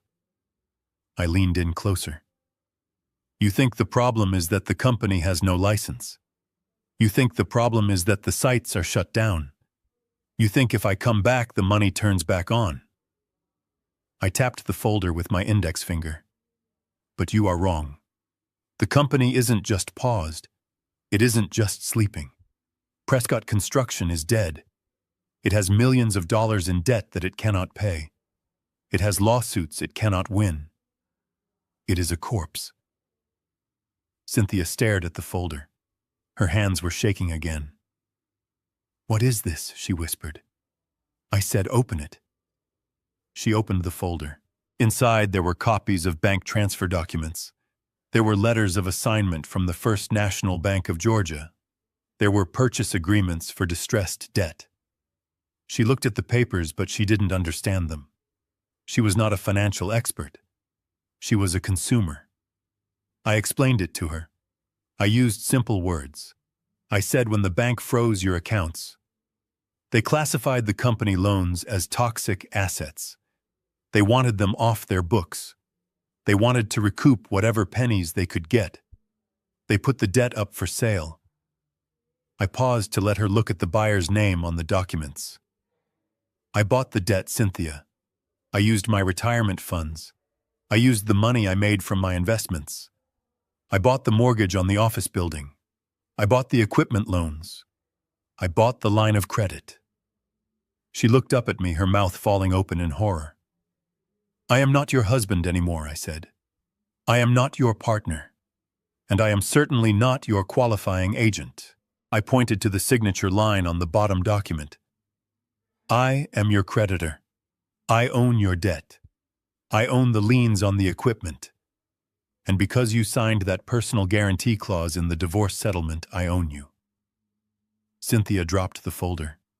She pushed her chair back, scraping it loudly against the floor. She looked at me with pure, unadulterated fear. She realized then that she hadn't walked into a sanctuary. She had walked into a trap. I picked up the mug of tea she had been drinking. I walked to the sink and poured it out. Now I said, turning back to her, we need to discuss the terms of your surrender. Because unlike you, I do not leave loose ends. I watched her flip through the pages, her eyes scanning the dense legal jargon, while her brain refused to accept the reality of what she was seeing. It was a cognitive dissonance so strong it was almost palpable in the small room. She was staring at the assignment of debt documents. She was staring at the transfer of liens with the bank's official seal stamped in blue ink. But she still saw me as Tom, the husband she had discarded and humiliated. She could not reconcile that image with Tom, the man who now effectively owned the mortgage on the building she was sitting in. I leaned back against the kitchen counter and crossed my arms over my chest. I explained it to her slowly, using the same tone I used to use when explaining a complex structural problem to a junior architect. I told her that when the First National Bank froze the accounts, they classified the Prescot construction portfolio as non-performing. To them, it was toxic waste. They were terrified of the liability. They wanted it off their books before the quarter ended. They didn't care about the potential of the company. They only cared about minimizing their risk exposure. I told her that I had made a call to an old friend, a man named Robert, who I had built a vacation home for 20 years ago. He happened to sit on the board of directors for that bank. I told her I offered to buy the distressed debt for pennies on the dollar. I used my retirement savings. I liquidated my personal investment portfolio. I leveraged everything I had left. The bank was happy to salvage anything from the wreckage. They signed over the notes. They signed over the collateral. Cynthia looked up from the papers, her face a shade of gray I had never seen on a living person. She whispered, "So you own the company?" I corrected her instantly. I said, "No, Cynthia. I do not own the company. I own the debt. There is a massive difference. The company is yours. You own the lawsuits from the sovereign group. You own the bad reputation. You own the shattered contracts and the angry mob of workers. What I own is the right to collect. I own the mortgage on the headquarters building downtown. I own the liens on every single bulldozer, crane, and truck in the fleet. And most importantly, I own the personal guarantee you signed in the divorce settlement." She dropped the papers. They scattered across the table like dead leaves falling from a dying tree. She realized then that the trap was not just a cage. It was a vice, and I was tightening the screw with every word. I walked around the table and stood next to her. I placed a single fresh sheet of paper on top of the messy pile. It was a quitclaim deed and a general release of liability. I said, "You have a choice, Cynthia. It is a very simple choice, but it is the last one you will ever make as a wealthy woman. Option A is the hard way. I pick up the phone right now and I call the district attorney. I show him the digital trail of the $500,000 you tried to wire to the Porsche dealership. That money was held in a designated trust account for the hospital project. Moving it for personal use is a felony. It is called theft by conversion. With the amount involved being $500,000, you are looking at a mandatory minimum sentence. You will spend the next 10 to 20 years in a state penitentiary." She made a choking sound. She grabbed her throat as if she couldn't breathe. The reality of prison was suddenly very real to her. The orange jumpsuit, the metal bars, the loss of every comfort she had ever known. I continued, my voice relentless. "Option B is the easy way. You sign this paper. You transfer all remaining assets to me to satisfy the debt. That includes the title to the office building. That includes the land at the lake house, which the bank hasn't foreclosed on yet, because I bought that note too before they could auction it. You sign over everything. The cars that haven't been repossessed. The jewelry you have left.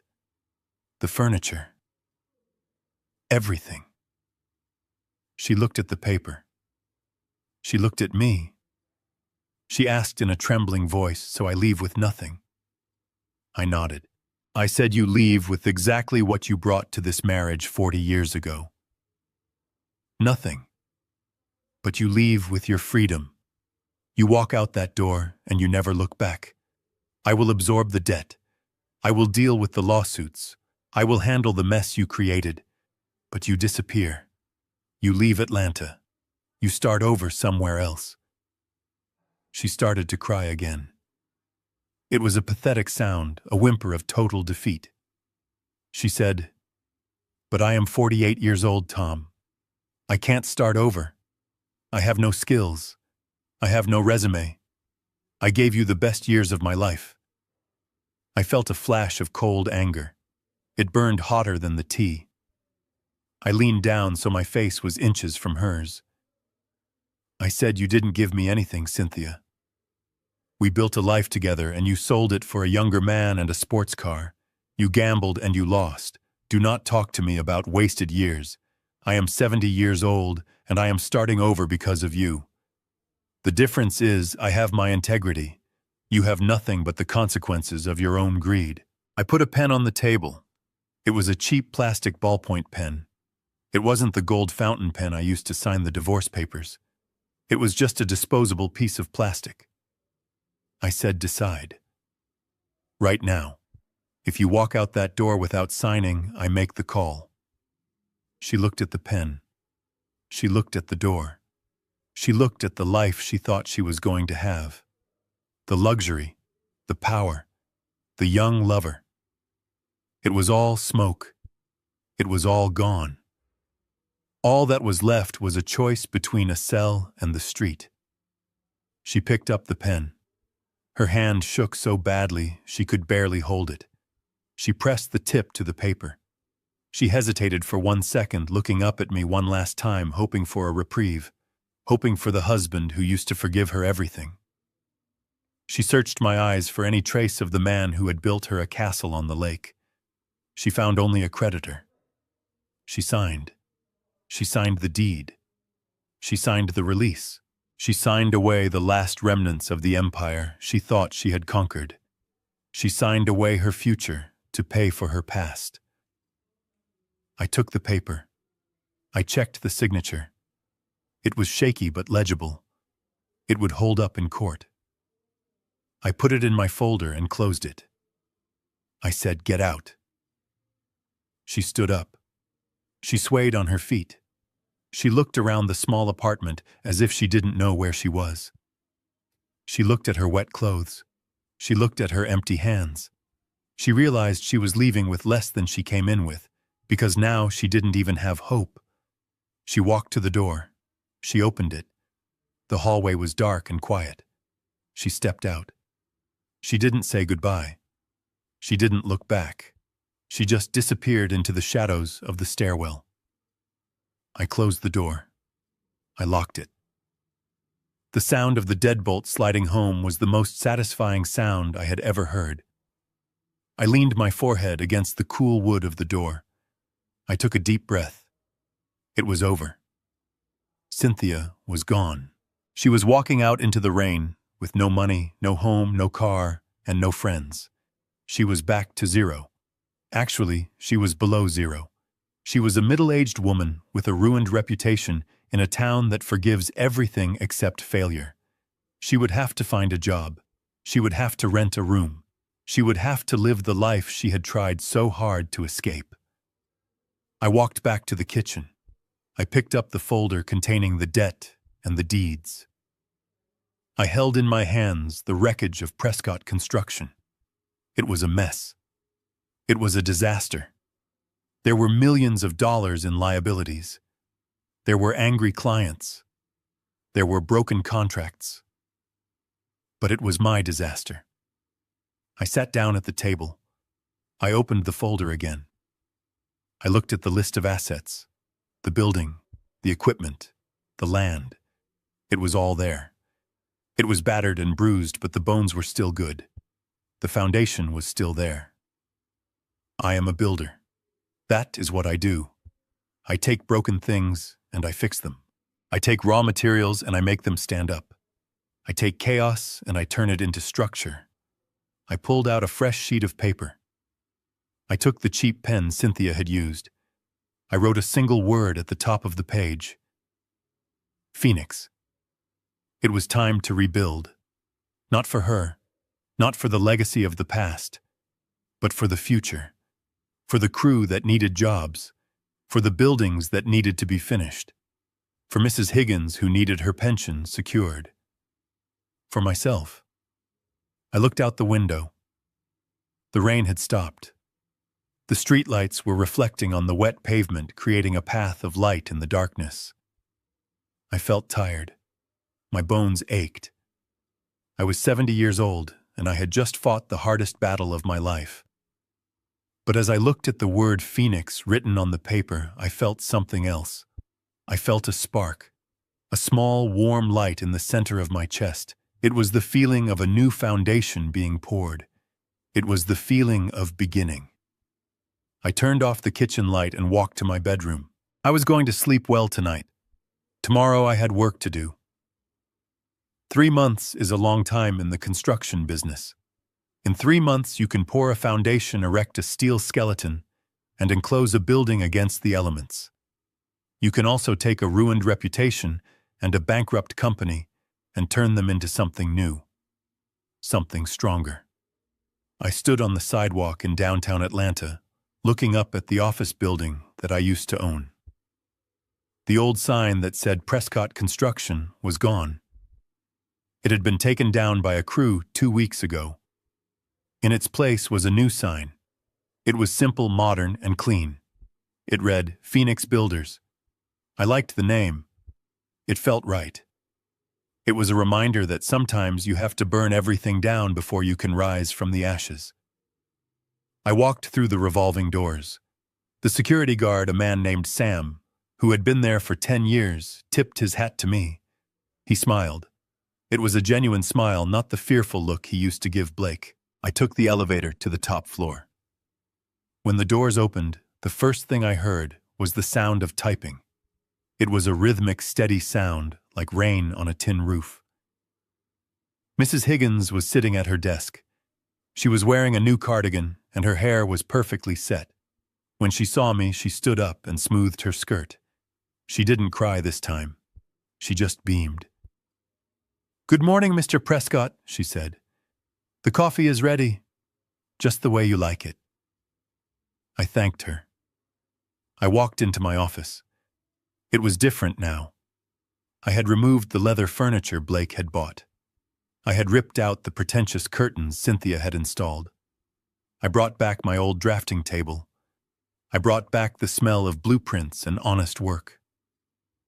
Sitting across from my desk was Mike Donovan, my chief engineer. He had come back the day I announced the new company. So had Sarah, the logistics head. So had Jerry, the site superintendent. They had all returned. Not because I offered them more money, but because they knew that with me, the checks would clear and the buildings would stand. Mike stood up and shook my hand. He said the inspectors just left the Midtown Tower site, Tom.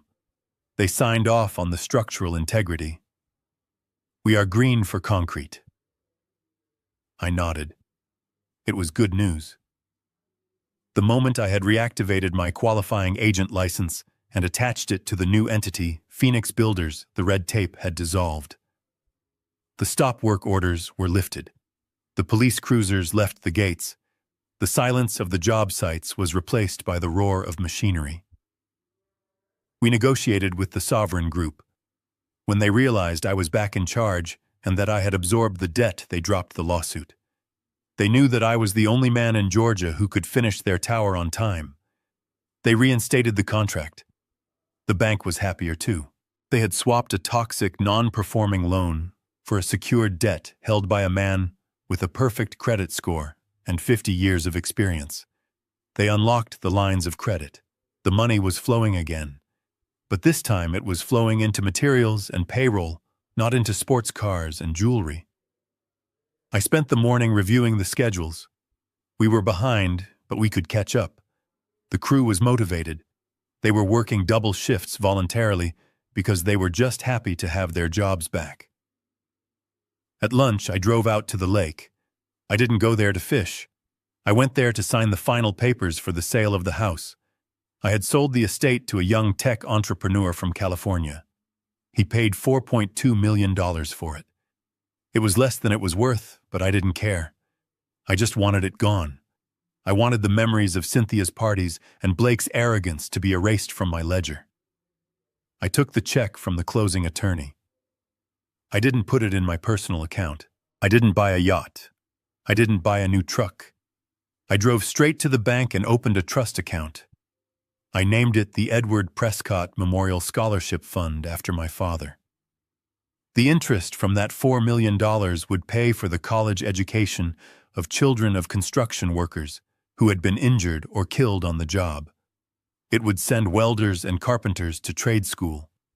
It would build futures. That was my legacy. Not the house, not the cars, but the opportunity I could give to someone else. On my way back to the city, I decided to stop for groceries. I didn't go to the high-end organic market Cynthia used to drag me to. I went to a discount superstore on the south side of town. I needed bread milk and maybe a steak for dinner. I pushed my cart through the aisles. The store was crowded and loud. I picked up my items and headed to the checkout lanes. That was when I saw her. She was working at lane 4. She was wearing a blue vest that was too big for her. Her hair, which used to be perfectly colored and styled, was pulled back in a messy bun showing gray roots. She wasn't wearing makeup. Her face looked tired, lined with the stress of survival. It was Cynthia.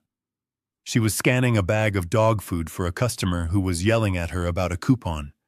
She looked small. She looked defeated. Her hands, the hands that used to wear diamond rings, were bare and chapped. I stood there in the middle of the aisle, frozen for a moment. I watched her. I remembered the woman she used to be. I remembered the woman who wanted to travel the world. I remembered the woman who betrayed me. I thought I would feel anger. I thought I would feel a surge of triumph. I thought I would want to walk through her line just to make her look at me, just to make her see the man she threw away. But I didn't feel any of those things. I felt nothing. She was just a stranger. She was just a cashier scanning items in a vest that didn't fit. The hate had evaporated, leaving behind only a dull indifference. She looked up then. Her eyes scanned the crowd. For a second, our gazes met across the rows of candy bars and magazines. I saw her eyes widen. I saw the flash of recognition. I saw the shame flood her face, turning her cheeks red. She looked down quickly, fumbling with the scanner, terrified that I would approach her, terrified that I would say something. I didn't. I turned my cart around. I walked to lane 12 at the other end of the store. I paid for my groceries. I walked out into the parking lot. The sun was setting, turning the sky a brilliant gold. I walked to my 1995 Ford F-150. It was still dented. The paint was still peeling. But the engine started on the first turn. It was reliable. It was strong. I pulled out of the parking lot. I didn't look back at the store. I didn't look back at Cynthia. She was in my rearview mirror physically and metaphorically. I rolled down the window and let the wind hit my face. I thought about the future. I thought about the buildings I still had to build. I thought about the soup I was going to make for dinner. People think revenge is about making the other person scream. They think it is about destruction. But I realized as I drove down the highway that they are wrong. The best revenge isn't fire. It isn't noise. It isn't violence. The best revenge is peace. It is waking up in a bed that belongs to you. It is doing work that matters. It is living a life so full and so complete that the people who tried to destroy you become nothing more than footnotes in your history. Cynthia had wanted everything. She ended up with nothing. I had been left with nothing. And now I had everything that mattered. I turned on the radio. There was an old country song playing. I hummed along as I drove toward the city, toward my home, toward my life. The road ahead was clear, and for the first time in a long time, I was exactly where I wanted to be. Many people believe that revenge is a dish best served cold, filled with destruction and noise. But standing here today, I realized they are wrong. The greatest revenge isn't about watching your enemies suffer. It's about watching yourself thrive. It is the peace of a quiet home, the satisfaction of honest work, and the freedom of a clear conscience. Cynthia chased the illusion of having everything and ended up with nothing. I was stripped down to zero, yet I found everything that truly matters. If you are facing a storm, remember greed destroys, but integrity rebuilds. Your character is the one foundation no one can ever take away.